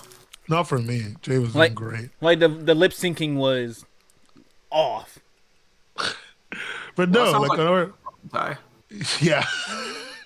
But no, anyway. UnOrdinary is pretty mid. Like, I don't know, in my opinion. I like UnOrdinary. I like it. It's not a great thing to spice bread. Also, I'm Uru's favorite child, so. Oh, here we go again. What does that even mean? So like of like the what is there 5 or 6 of us, Ty? Of the Jokers. 6. Yeah, of the 6 of us Jokers, you know, the original UnOrdinary reactors, unlike these new kids who have no respect. I was the favorite. I'm the favorite. What, we were trying to comment on your video one time? No, but like we've chatted a few times, like very. Look, so Jay's the favorite. I'm the second favorite. She's never spoken to you. Maybe not, Ty. Like, you haven't reacted in like months. No, she's spoken to me. No, I'm so shocked. I don't have time to anymore. My work schedule is literally 4 to 11. I don't have time. I'm just saying. React content, you can just sit down and do it one weekend, one Saturday morning. No, for work. No. The way it goes is you gotta react to it the night of, and get to it the night of, or how you gone. You guys are like, you guys are actually doing like on time reactions, like actually getting to the videos on time. I do. Because I stream Fast Pass. I just like read it. Clearly, I ain't showing shit, bro. I show everything. Like, I don't know. Like, okay, so I never told you this, Ty, because I always just insult UnOrdinary. But I secretly have read every single chapter of UnOrdinary as part of at this point, almost 7-year-long review that I have been writing since the beginning of UnOrdinary, pretty much as a featured comic. Let me tell you something. Man. Oh my God, he's about to hit me with that. Good. John did nothing wrong. You shut your mouth. Fuck up. You shut your mouth right now. You wash your mouth out with soap. Ty knows that. Like, I'll admit, no, John has fucked up a lot. Shut your dirty Bruno Mars mouth, you monster. John did nothing wrong. The man became a school shooter. What? Like, what are you saying? Dude, Ned, everyone in that school is a school shooter. It's almost like the plot is back. Look, here's why I like UnOrdinary, honestly. Because like me and Ty, we've talked about this a lot in the past. You have to look at UnOrdinary from the perspective of the universe. Like, that shit's normal in that shit's it's normal in the world. Like, literally, chapter 1, Ison punches Blyke through a wall, through a classroom for breaking his pen. That shit's normal. People are bullies to every single person who's weaker than them. People broke John's body on a daily basis in that school. It wasn't an issue. It wasn't an issue until John started doing it. And I will straight up admit, like, John did a lot of things wrong. John knew that he did a lot of things wrong. John fucking hates himself for like a majority of the series. Even to this day, he still hates himself a little bit. Like, John acknowledges he's a fucking awful person. And then some asshole fucking comes along and John's just like, I know the kind of person I was. I don't want to be that person. I just want to have a normal life.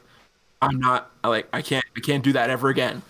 Then some fucking asshole comes along and is just like, hey, you're a cripple. You have no power. Fucking know your place. Don't ever fucking talk to me again. Beat his ass so he learns his lesson. And then his two fucking cronies are like, yeah, we're going to beat his ass like we do all the time. And then he's fucking like, all right, fine. I'll fight back finally. And what's the first thing they fucking say when like they realize, oh God, wait, like, can he beat our ass? What's the first thing Ventus and Maylee say?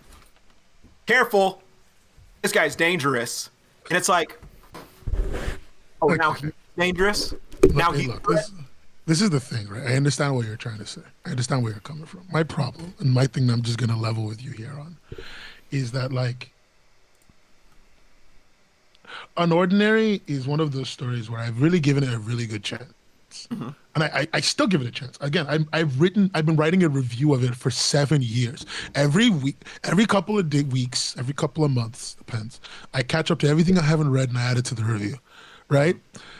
And the reason I'm doing that is because, like, I want to give it a really fair shot. And the problem I have with that is because UnOrdinary as a story is really mediocre. And I'm going to take it back to like I'm going to go back to the beginning and then a point I still remember right now. And then I'm just going to like draw that dichotomy. At the beginning, UnOrdinary was semi-interesting to me. Kicking him through the wall and all that shit. You could talk about that being like a power dynamic of a school where the children are so powerful that nobody can keep them in check, right? That's almost an interesting concept because, like, if the children are so powerful, no one can keep them in check, then, like, how does that dynamic shift and change? Is it based entirely on power, money? Would it be based on the fact of, like, or do the teachers get involved in any meaningful way? Because these people should at some point be powerful enough to control these kids. There's a lot of things and questions that come up that as the story goes on, they don't answer. Like, is it based on power? Kind of. It's really more based on who everyone thinks is powerful, but not really based on power. Because, like, fundamentally, Serafina can still level the floor with, like, everybody. But, like, they don't fear her. They just think that she's a little bit of a crazy bitch.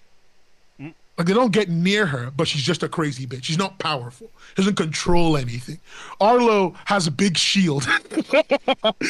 Because you can't kill him, he's powerful. Oh, he makes decisions that matter. That's very confusing dynamic. But you go, okay, maybe they'll level that out. And you get to the point where John, like, reveals his powers and all that shit, which the art style changes and it's bad.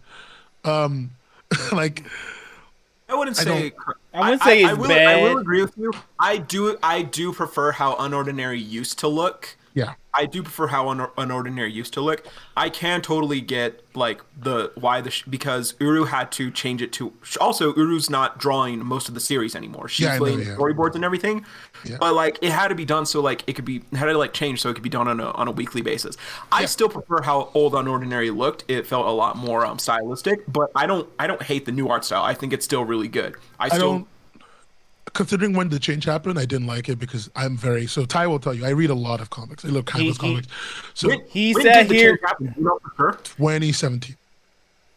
He 17, late 18, sorry. Bro, this man sat here and did the whole call to action for Webtoon. I read all 3,678 comics from Call to Action. All of them. And there's a video on it. And then I reviewed all of them.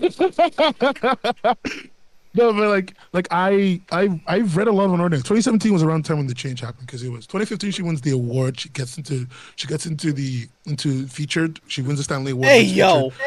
Then she's out. Then there's 2016 and there's 17. So it was somewhere between 17 and 18. The change happened because that was when Canvas went from being Discover to being called Canvas. So like that, and originals went from being called Feature to being called Originals. So that was around that time. So like the thing for me with that comic is when that shift happens, when that change happens, the narrative clearly gets more focused on what Uru has finally decided to focus the story on. Because up until then, let's admit it, it's been floating a little bit. Yeah. And like we get to that point in the story in Ordinary, and like, how do I say this in a way that makes sense? Like, she focuses on this story premise, but then all of the substance that she spent all the time building is fucking flung into the ground, and she focuses on this new story concept. Yes. And every time an arc happens, she builds. She whether inadvertently or on purpose, she builds all this premise, all this stuff. Like Joker builds all this stuff around Joker, and at some point that has to get dropped because new plot has to come in. Like all the problems, all the drama, all the murder, the near murder has to get dropped because the new story concept is coming in. And like I know people are okay with that because they just like the story, they just like the characters, seeing them in lots of places. But I just feel like if you write all that shit, you deserve, forget me, forget the audience. You deserve as a creator, as a writer, to conclude that shit. To like really tie those threads together. To really make consequences matter. John has almost killed half of the student body. But half of the student body has almost killed half of the student body. Where is the uprising of the weak of the weak, unpowered people, the low-powered people? Where is the fact that like the teachers are regularly probably abused in that school? Like there's a lot of interesting drama in the story that exists, but isn't touched on. When the story came out, it was a superhero story. Where's the superhero? Now it's a fantasy action story because they dropped the superhero premise a while ago. But where's the superhero? Where's the fantasy action? I'm just getting lots of tantrum kids throwing bombs around, which if I wanted that, I'd go live in Chirac. Like, Jesus Christ. Like, I wouldn't be here. Like, it's really interesting that you bring that up, Nen, because honestly, me and Ty have talked about this before. Like, Uru completely dropped and completely redid how Arlo was before. Yep. Yes. Because before Arlo was an absolute like dickhead. I've told Ty this, and I've talked about this a lot in my reactions and in my videos. I personally feel Arlo and Remy are Uru's greatest failures as a writer. They're her greatest. They're her weakest characters, personally. Uru, if you see this, like you've seen my reactions, you know that I do still love the series, and I do like the decisions you're making currently. But Arlo from day one was a villain. Arlo won an award for best villain. And like he could, like, if she wanted to make it to where he became an ally, yeah, that would have been great. Like, you could have done some really great things with that decision. Like, have people actually come face to face with all the things he's done and, like, you know, decide, like, maybe I should react. Unfortunately, that had to get dropped because John became the new problem. And, like, that's understandable, but like, at the cost of everything, Arlo wasn't really developed, and it was just kind of like, okay, Arlo has to become an ally now. Around when he changed, if I remember correctly, John beat the shit out of him. And even then, he still didn't really change. Yeah, but I'm just trying to remember. Like, John beat the shit out of him, and then he went on his like school shooter. Yeah, he was still the same prick, but John went on his like school shooter angry vibes, and then challenged. I tried to find Arlo again, but then Arlo was like, "You suck at using my powers when you steal the dipshit." And then somehow we're supposed to be like, "You're cool now, I guess, dude." Like, I'm confused. Yeah, another thing. Like, okay, like, let's be real. Okay, you will probably totally disagree with me on this, Nen. What Arlo did to John, substantially worse. Yeah, than everything John did. Than what everything John did. Here's why, though. Here's why. Because what Arlo did to John, that wasn't a one-time thing. Yeah. That was something he did consistently before Uru just dropped him as a villain. Yeah. Because the first time we meet Arlo outside of the prologue, he's already working on his victim of the day. It's Rain from Brolin. Like, he set up and manipulated strings behind everyone's back. Also, he can get her to the field and humiliate her and started choking the shit out of her. Uru has gone on record saying she regrets that, but, like, that's something that still happened in the story, and it gets dropped, unfortunately. And so Arlo doesn't really get development. He's got, I'm going to be honest, spoiler warning, but not, like, full-on spoilers. Arlo has had a bit of development, and, like, Arlo's getting a bit of development lately, and it's like, okay, like, you know, okay, like, cool.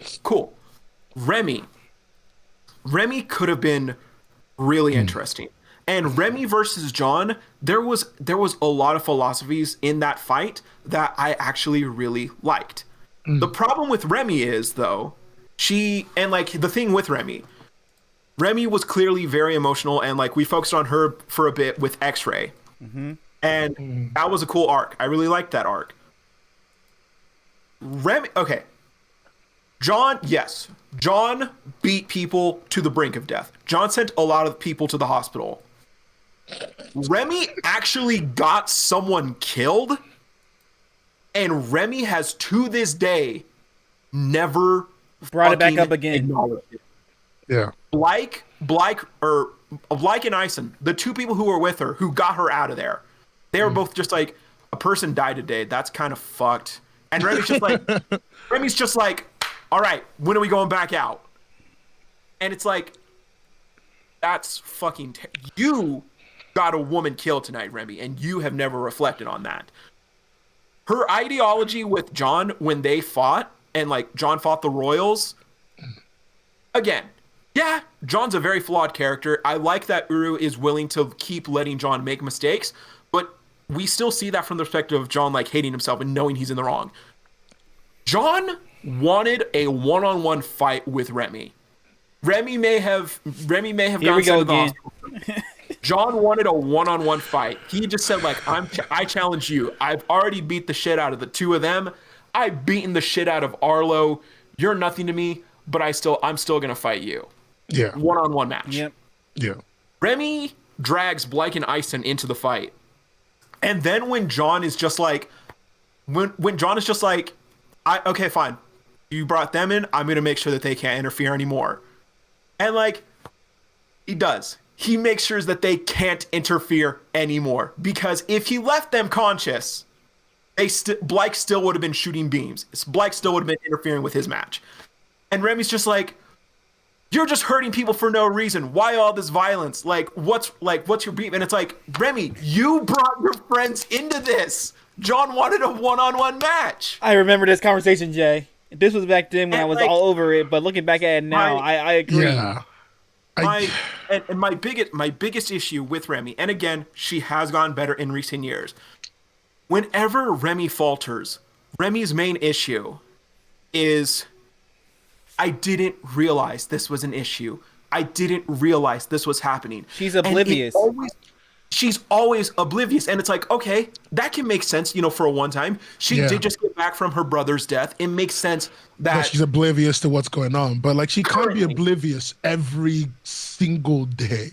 And that's the other thing. She's been oblivious apparently when she really can't be. Where's the development where she starts?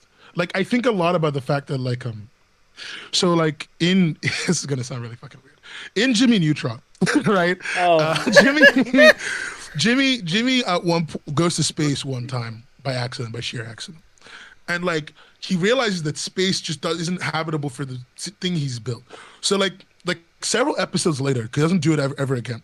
He's in space mining for ice crystals, and like the perfect ice crystals make ice cream, and like he's modified his spaceship to like be good for space, be habitable for the environment, because he understands like, I went before and it sucked, right? I need to make it better. What I don't understand is why in Unordinary characters have things happen to them or do things. And then those things can happen not only again, but again and again and again. And there's no moment. It's one of the biggest flaws for me of this entire series. Nobody changes. Like, John realizes, for example, that he's a fucking asshole, right? Mm-hmm. He does not remove himself from the environment, understanding that maybe it's making him toxic, remove himself from the people, understanding that they make him act toxic, or even remove himself again from his powers, realizing that they affect him and his mental state, right? Go to fucking therapy, John. Like, Dr. Frost will see you now. Like, do something. You go to therapy, bro, and look how that turned out for him. Yeah, we don't talk about that therapy. Of Unordinary was just like, you're a fucking piece of shit and you're a little bit. You know what I mean? Like, real Let me slam your head to the table real quick. Like, real therapy. Like, I don't know. Also, somebody in chat said, was fucking Kreiser was like, said an ordinary Star looks like it came from How to Draw Anime Characters book. Listen, I have that book, right? Leave the How to Draw Manga book by Katie Coop alone. It's a good book. Oh my God, that book's real. No. Yeah, I have it. I own it. This is the thing, right? This is the thing, right? Every book like this, I just need to say real quick, just side note, leave that alone. Uru-chan's art, me calling it bad isn't because it looks like this. These are good. These are great resources for everybody to learn how to draw. The reason I call it bad is only because it just feels super, super bland. For a character that she spent a lot of time on, I feel like she deserves to give them a little bit more. I understand that the time constraints existed and the money constraints existed, but I feel like she's earning enough money now at this point that it should be affordable to make your comic look flashier. And I know this because one of my friends worked for her. And this isn't an attack on her. One of my friends worked for her, and he would draw things, maybe put a little bit more time into the drawing. And because it wasn't consistent with the new style she'd chosen, she wouldn't be okay with it. And I'm just like, if you've got people with better skills and ability coming to work for you than your previous team, you should be willing to kind of see how you can modify forward, even if it's a chapter on chapter change, to making your work look more, like you're original. But I understand that's one of my. I understand the consistency, though. I understand the whole consistency. I get the consistency, but I think after like almost 10 years of making the same comic, because in 2 years from now, it'll be 10 years. 2 years from now, it'll be 10 years of being an original. Fuck knows how long she was making that comic before the original. Wait, what? So, Unordinary has been a feature comic since 2015. It was 2023. In 2 years, it will be 10 years. But, okay, wait. Was there a change then? Because the first episodes on Webtoon don't start until 2016. Yeah, I think that was because so what happened is she entered them to win the contest, the Stan Lee contest. And that was in 2015. I think what happened then is after winning the contest, she takes down the original post for the contest, and then they re-upload as an original in 2016. But she won the contract in 2015. Okay. That was when the award happened for sure. I know that part. But like she's like, even if you want to say she's been drawing it only since 2016, in 3 years it will be 10 years. Doesn't matter.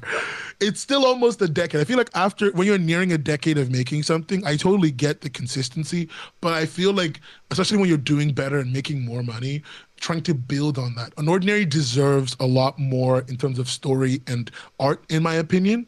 And I don't think it gets enough of both, in part because of the desire to stay consistent, but also in part because it's so some things are so momentary. People don't change. People don't meaningfully change. Arlo right now should either be the most evil person on the planet, like he should be the devil, right? Or he should be an angel. He can't keep being kind of a prick. I'm gonna be honest with you. I feel like the webtoon industry is exactly like the manga industry right now, with the time constraints, change the story plots just to get out stuff on time. Like, you get what I'm saying? Yeah, I agree, and I think as a creator like her has a lot more bargaining power than most creators, because you know how much I care about industry stuff, Tyler. You know I'm on top of all the industry stuff. I read contracts. I said Tyler because Tyler is not here. She's not here. Tyler's one of our friends, but like, you know, I'm on top of the industry. I read contracts. I'm aware of everyone's stuff that's going on right now. I have regular awareness of like contracts. I know there are constraints. I just feel like when you are powerful and you make something you care about, that you should use that to make your thing that you care about a little better. And I'm sure she's done that in a lot of ways. A great one is the amount of assistants she hires. I think she's single-handedly propping up the entire assistant space, although she doesn't pay above market rates, but she pays, which is for right now, good enough, right? I think that when you make the biggest IP in the biggest comic in North America, and one of the biggest comics in the world, that you have enough bargaining power to be a little bit like, hey, I want this chapter to be better. Let's push this back a week. Maybe give me like an extra week. We need to outline this, get this right, and then when we get this right, we'll do this repeatedly for the next couple of months. I don't know. All I'm saying is there is a possibility of that because, and I say that because I've seen comics from creators who are almost as indie as she is doing that. So there's no reason why she can't experience that growth, that change, that improvement that she clearly deserves, you know? And I say that with genuine love. She deserves an environment that is, a comic that is, when I showed that to people, I want she had a book out. When she has a book out for this comic, I want to show it to people and be like, you know, the paneling might kind of suck, like it does for Solo Leveling. Like it does for the Let's Play book as well. The paneling might kind of suck.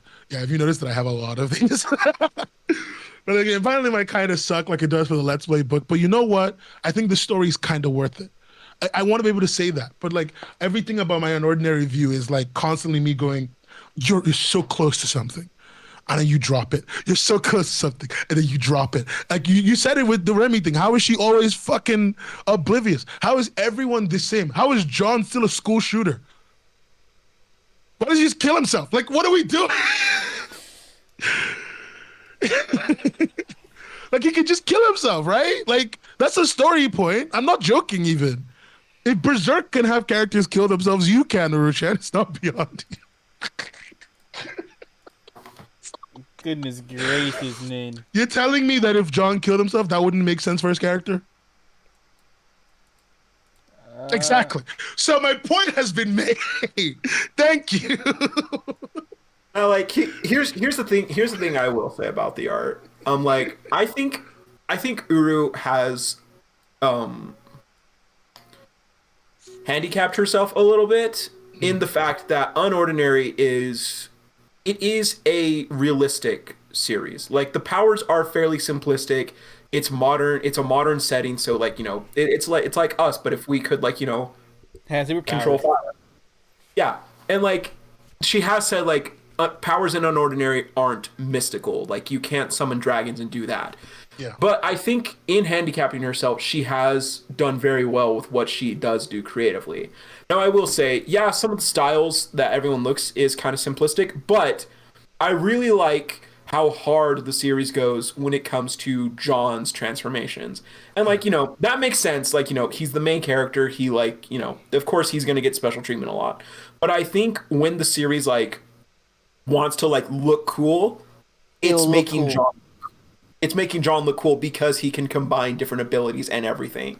Yeah. And like I told Ty, one of my favorite, probably my favorite John transformation is Rowden Park John. Just him in like armor, axe blades and shit. That's fucking dope. I love how that looks. So He yeah, had like enough. unordinary. Wait, what? I said John had enough. It felt like Yeah. at that point it was perfect. It was beautiful.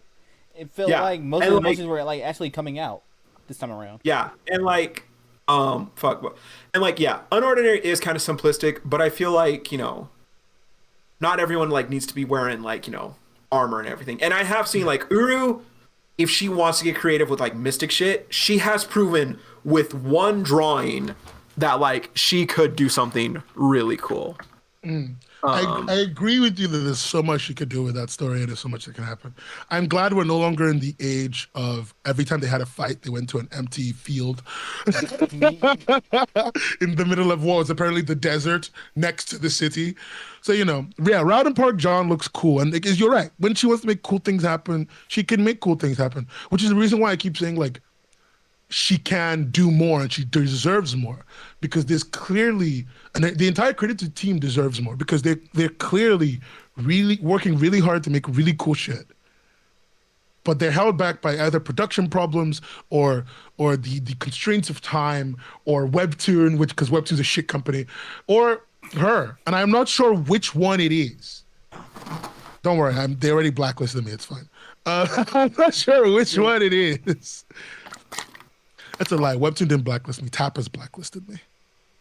We still gotta talk about that too. Oh, you don't know about that? The Tapas blacklisted me. Michael's son, the head of content or whatever, was talking about me to somebody about how annoying I am. So I find that very funny.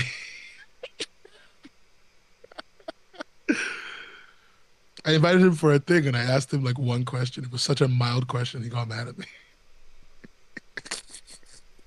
Exposed cotton So sport. don't worry, I'm good. But no, like I don't know. But no, I'm trying to stay on Uru's good side because Ty knows I want to voice John when the anime happens. I love the desire to voice John. Like you think it's gonna happen to you. You think she has control over that decision. Bro, look, I'm trying to be a voice actor, okay? Nan, you don't have to shoot me down like that, bro. Julio. At least it wasn't me that shot you down. Baby, him. listen. Do you want to be Joy's voice actor? Like for real? Let me be real. Oh, I do. Then I'm gonna say this to you: just make your own dub. Make No. your own dub. Do it. No, Yeah. we can't really do Bro. that now. Then remember the rules. Those stupid. Fuck their rules. People still making fucking shorts anyway. Bro, Nan, Ty got my hopes up so bad once. What did he do? Oh, fuck! I forgot about that. Oh, fuck! Don't expose me like that. Don't expose me like that. So Ty used to be cool with some of the unordinary dubbers. I don't think you talk to them much anymore, right, Ty? I talk to them every now and then, but they stopped producing a dub. Both of Yeah. them. So like, but Ty used to be cool with I think with one of the people who did it. I was cool. And- With both. I was cool with both dubs. Oh, okay. And Ty knew that like I was like I'm trying to be a voice actor and everything, and like he knows that like John means a lot to me as a character and everything. Yeah. And so one day Ty like messaged our group chat like, Jay, I think you got a chance, man. Like I think you could be John's new VA. And I was like, what are you talking about? He's like, dude, like their current John VA, he's leaving. Like he won't be able to like. No, yeah. Oh, yeah. That was when homie was going to the military and he couldn't like do the John voice. Yeah. And so he was like, dude, like you should message the guy, like, like I can get you in contact with him and everything. I'm like, okay, yeah, like I guess sure. And so like I do reach out, I'm like, and he's like, oh yeah, like no, so yeah, he's gonna be starting like military soon, but like he said like he could still get stuff to me like to cover for when he's gone. Yeah, the dude never told me that. Yeah. Well, you tried. Look. Honestly, I was trying to help the homie out. I was really trying to help the homie out. how would John sound? Easy. John would straight up just be like I'm thinking of that line he says to Serafina where he's like, When you're always stuck in things where you fight. No, when you're always stuck in situations where there's no way to fight back. It's when Serafina's like losing her mind and he's trying to comfort her by telling her like, listen, Chief, when you're always angry, like it makes you sad. Which is the entire dialogue. Bro. Yeah. It's like when you're always stuck in situations where there's no way to fight back. Hold on, I'm gonna look on the wiki. Let me see this. Let me see this shit. Right. Not gonna lie, when I saw John, I was like, Yuri Lowenthal. All the way. Really? You want Spider-Man to voice him? Yes, I agree. I was like, all the way. No one can tell me otherwise. When you're always stuck in situations where there's no way to fight back, it starts messing with you. In here, you feel trapped. Is pointing at his head. Angry, detached from yourself. It sucks. Yes, indeed. Genuine, like having a mental breakdown genuinely does suck. Fucking these people. These people. Come on, channel yourself. Voice it. Show us your work, sir. Give us your best Vic Minonia voice. Okay. All right. All right. Hold on. Ooh. When you're always stuck in a situation where there's no way to fight back, it starts messing with you. In here, you feel trapped, angry, detached from yourself. It sucks. Apart from that last line, that was really good. Right? I didn't do it suck very well. But that was good. That was actually. I thought I was gonna get some Thai level content. Instead, I got some U level content. It was good. Bro, like, dude, I'm an actor. I'm an actor, my G. Like I'm not saying like, oh, I want to be a voice actor because I think it's cool. No, like I want to be a voice actor because I'm an actor and I really love acting and I love performing and everything. I'm glad this is not a Thai situation. I'm not just someone who thinks like, oh my gosh, like I can like I think that'd be fun. Like no, like I want to do it. And John, like going back to John, like all problems with John aside, I really love John as a character. I really connect to John as a character, and that's why I have such a strong desire to voice him because I'm telling you right now, Nan. I'm not a school shooter. I'm not. I never have been. It's all right. You just have the hair of the Columbine kids. But there is a lot of John. There is a lot in John's character that I experienced a lot as a kid, that I felt as a kid, and that's why I want to be the one to portray him, and that's why he as a character means so much to me, because I see a lot of myself in him. Okay. All right. No, I see you. I can see the connection with the young man. Like, I get why people like him. I think one of the biggest problems is it was very hard for me to relate to him. I have to view him more as like another person than as someone that I relate to. So I think maybe that's one of the reasons why I don't have the strong attachment a lot of people seem to have to him. Because I just, I wasn't weak in high school. I was just sad.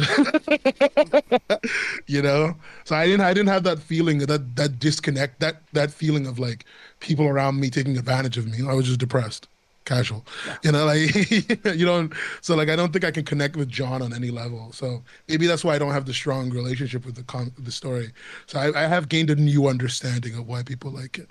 I do still think it's kind of mid though. Much like Attack on Titan. That is fair. Man, do you read Code Adam?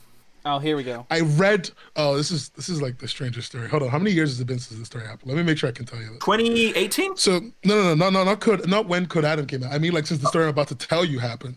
So trying to see if I can tell you then. So Ada Rosen, the creator of Code Adam, was in a group chat with people I know. This is the reason I don't read it. I was reading it at the start as well. I was trying to really get into it. But I was in a group chat with the people I know, and somebody was talking about how hard it is making it in Webtoon and making money and stuff. And Ada Rosen was like, just make good quality content and you'll get money.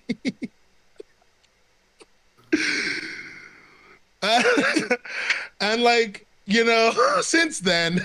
Okay, honestly, like, she probably had nothing but the best intentions. It just came out That is so the badly. worst fucking. And this group chat. That's like another thing. Like that's not just her giving like bad advice. That's literally anyone. Like that's literally anyone in any profession saying anything. Like how many fucking times like has like here's the thing. I'm about to go off on my American anime or voice acting industry bullshit. Yeah. Voice actors in America, the good ones, the great ones, they all have the same origin basically. Oh, it got offered to me, so I took it. Like so many people, like Steve Blum, I think also Chris Sabat, Eric Vale, definitely, Tom Kenny, so many like legends. It's always like, oh yeah, a friend said that they thought I'd be good to this. I had no experience prior, so I went for it. And like it fell into me basically. Like it's the same story over and over again. And like no slight to them, they are all very talented. But like in other countries, like especially in Japan, voice acting is like you train for that. You practice, you go to school for that. Like you actually train and like get actual experience other than just like, oh hey, they offered me food, so I came in and yeah, when you meet voice actors for like games, they'll tell you the same thing. Very few people are from the food group anymore. You know, they're like, they offered me food. Like I think a lot of the Castlevania voice actor, the guy who voiced Dracula, he did that for $50 in lunch. But that's because they were working on the game and needed a voice actor. They needed a quick voice, and he did a great job. What is a man? A miserable little pile of secrets. That's good shit. Like that's a really good shit, right? And like I think now a lot more people from where you're talking, they go to acting school, they take acting classes, and they do that to become voice actors. The best voice actors I know take acting classes. Yeah, my friend right now is trying to do that as well.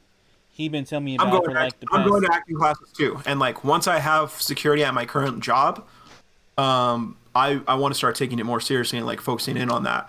Now, in the modern era, I think it's a lot of content creators who are becoming voice actors. Yeah. Amelie, she's a voice actress. I don't really know. I've been following her since like 2014. I have no ill will against her. Like I'm sure she's great. I don't watch a lot of current dubs because I don't like a lot of current dubs. But what I see happening currently in the English voice acting industry is a lot of people with a mic online. Yeah. Start getting into it. And some of them are really good. Some of them are really good. Going to be honest, one of my least favorites right now, and it kind of bugs me because I get compared to him a lot and I don't like it. I already knows where I'm going with this. Oh, I already know. Zach Aguilar. Okay. Yeah. Yeah. Didn't he just win an award?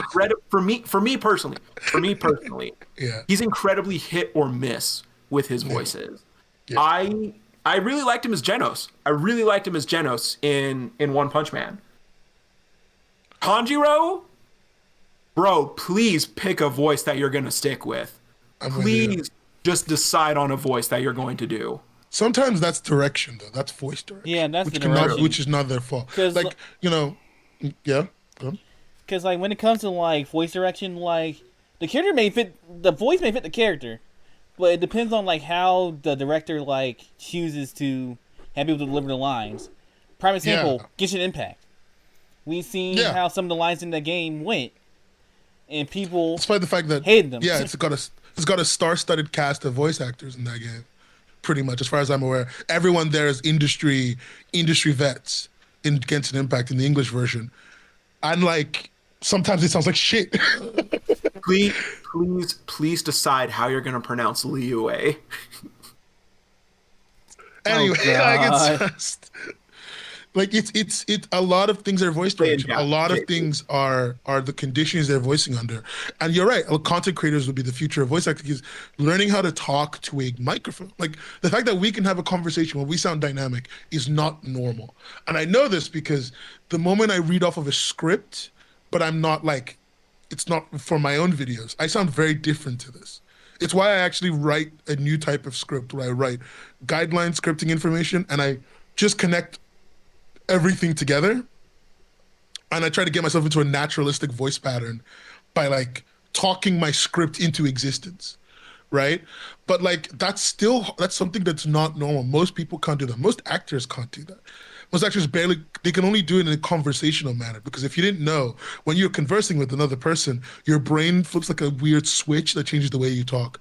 I found that out because like everyone here is a minority, so you all get it. When you talk to the people who actually speak your language or are from the community that you're from, you change your entire acting pattern. And when you talk to your boss, you change. When you talk to white people, you change. Like, you know what I'm talking about. Man. I live in Utah. When I go back home to California, I don't speak a lick of Spanish. Like I have sounded white my entire life. But when I go back home, one guy calls you cholo, you change. No, when I'm speaking to my mom, who also sounds a little bit Caucasian, she has a bit of an accent, but like not that much. You would think English is her first language. When I speak to my mom, I get like a little bit of cholo comes out. Yeah. Like when I'm back home, but yeah, it's the craziest when you go back to California and it's raining LaCroix, suddenly you just change, right? You don't drink LaCroix where I'm from. I'm from the Central Valley. I didn't grow up in LA, my guy. Fuck LaCroix. I feel like Californians genuinely think rain is LaCroix. They've never really seen rain in their lives. Hold up. So oh my god. Man, you said we're all minorities. Yeah. So yesterday, my acting class is on Saturdays, and so I started taking them in January. I've been going every month since. Yesterday our teacher had to step out. I think out of everyone, I am the only minority. I'm pretty sure, if I'm remembering correctly, everyone else is Caucasian. But so he had to step out, and we were going through a warm-up exercise. And so he was like stepping out, and like as he was stepping out, he just yelled, "Jose, explain the game!" Did you say Jose? Everyone was like, Jose, and then they all started looking at me, and I know he was talking to me because I'm the only Hispanic person here. It was the funniest thing ever, and he felt super bad about it. And I told him, I promise you, no matter what Twitter may say, it's really hard to actually offend a Hispanic person. We don't care, bro. You're good. It was hilarious. It's just such a... Jay, that's bad because I know y'all don't care about it. It's such a stupid, it's not about, offending people. I just always find it really annoying that people just can't do the bare minimum sometimes. Just remember that the man's name is Julio. It's not Jose. God. I told him I didn't care because I'm gonna be real. I fuck up names quite a bit. Even with people I know for a year, fucking my old friend group. I know their names. We had two white guys. The only thing similar about them is that they both have blonde hair and blue eyes. Completely different hairstyles though. Completely body shapes. Yeah. I would dead ass look at my friend Trevor, and the other guy, not even here. Hasn't shown up yet. Not going to be here for another hour. It's literally just me and him. And I will look him dead in the eye. My brain clearly says, I know Trevor. I've been hanging out with Trevor for the past year. I know what he looks like. I know his name. I know that guy's Trevor. Hey, Preston, would you give me a drink from the... The whitest names. Hey, Preston. You could have just called them fucking Jeremy and the whitest names on God's earth. But no, I know what you mean. I think I teach kids. 2 of my kids are white in my school. Most of my kids are minorities, but 2 of my kids are white, literally in the entire school. And I've confused their names regularly. At this point, it is on purpose. I'll be honest with you. But earlier it was genuinely an accident. It was just I called one of the kids. So I called one of the kids called Charlie. He's blonde. I called him Ginger. He's like, why does everyone think I'm Ginger? He's not Ginger. Nope. Do you know the reason why everyone thinks he's Ginger? For about 2 weeks of the year, some ginger kid with a Muslim name joined our class. His name was Mahmoud, and he was Ginger. The whitest ginger man in the planet. And he was there for 2 weeks, and now everyone thinks that Charlie is Ginger. Poor Charlie. Poor little boy. Damn, Nick. Every other day. It's so stupid. But I know what you mean. I get it. We live in a society, guys. We truly do live in a society. We really do. I would make a comment about names, but my name gets the most messed up the most. Your name is Ty. It's not a real name. No. Your name is Tyrone. No, my rude. Tyvanius. Why you come up with the blackest names you can Tyree. think of? I was like, why you come up with the blackest names you can think of? Devontae. Severius Maximus Briant III. Severius Maximus Briant III. I know Zepharius ain't showing up today. Man has. Well, clearly we're about to fucking end. And Corey, computer's still updating. His name is Delicioso. No, it's not Delicioso. Delicioso. It's not delicious. We went over this. Oh, why do I even fucking bother? People are gonna call me delicious anyway. Your name is delicious. No, it's not. It's not delicious. It's Delius. Wait, Delius? Yes. I'm gonna write that in your notes as delicious. Motherfucker. The fact that Discord lets you put notes give you in nicknames people's names. now. Yeah, like you can. If you don't know this, you can put a note on someone's account. So like, let's say it's someone who owes you money. You can be like, owes me $20, but they can't see it, but you can see it. So every time you look at them, you can just like open it and be like, oh, middle name Delius, owes me $20. Wait, Jay, who do you voice act with? What? For your voice acting classes. What's your class name?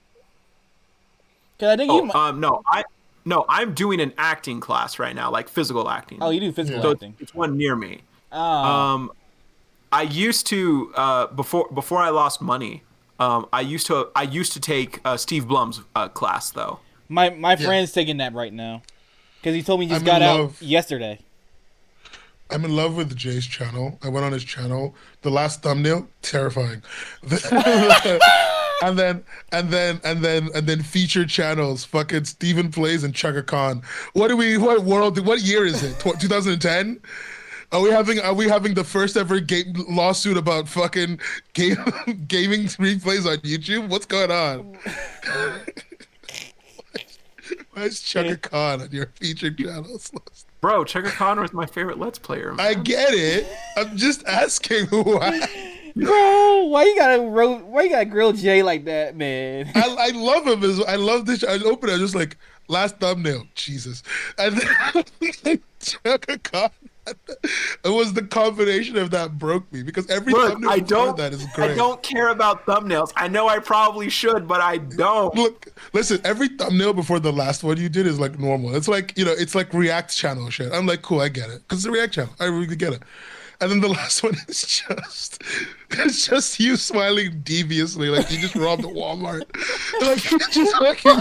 Like you just shoplifted a Bed Bath & Beyond. Like, Jesus Christ. Oh my god, man! Man, if you saw how I opened up, if you saw how I opened up stream this past Wednesday, you would have fucking lost all respect for me. Was that the Wednesday? I'm literally opening. That's episode 29 for video review and discussion. Gotta go to live streamed 3 days ago. No, don't do it. Do it. Wait, is he gonna play Wonderwall? No. It's cringe. It's cringe. Ooh, boy. He's playing the guitar. Why are you messing up these chords? Don't do this to me. So because I'm used to more playing on a classical guitar, which has a thicker neck, and Okay, I just recently got this acoustic, and I'm trying to learn. And also I have really big hands, so I get it. So yeah, it's an AT 2020 for comparison and scale. Can I hear some of that special actor vocal range, Jay? Are you singing a song about reading UnOrdinary? I'm recapping. Yeah, in song. Are you recapping in song? No. You're recapping in song.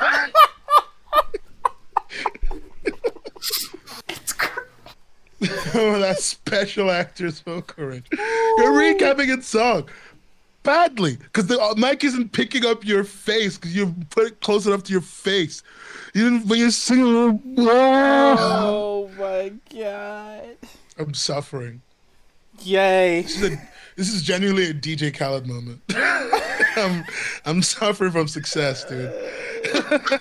Oh my god!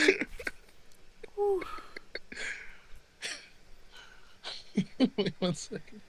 Yeah, I don't need to be laughing like this. Oh, Jesus Christ. Bringing Nin on this show, on this podcast, is the best and literally the worst thing ever.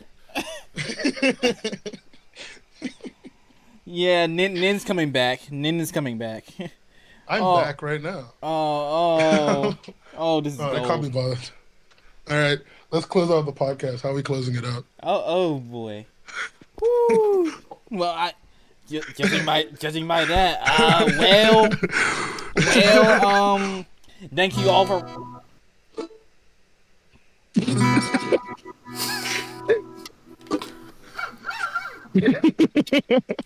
This podcast now come to a close.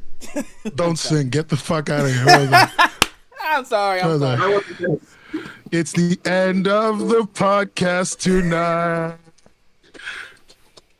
Now you press the button where he ends the stream, and then we all kind of vanish.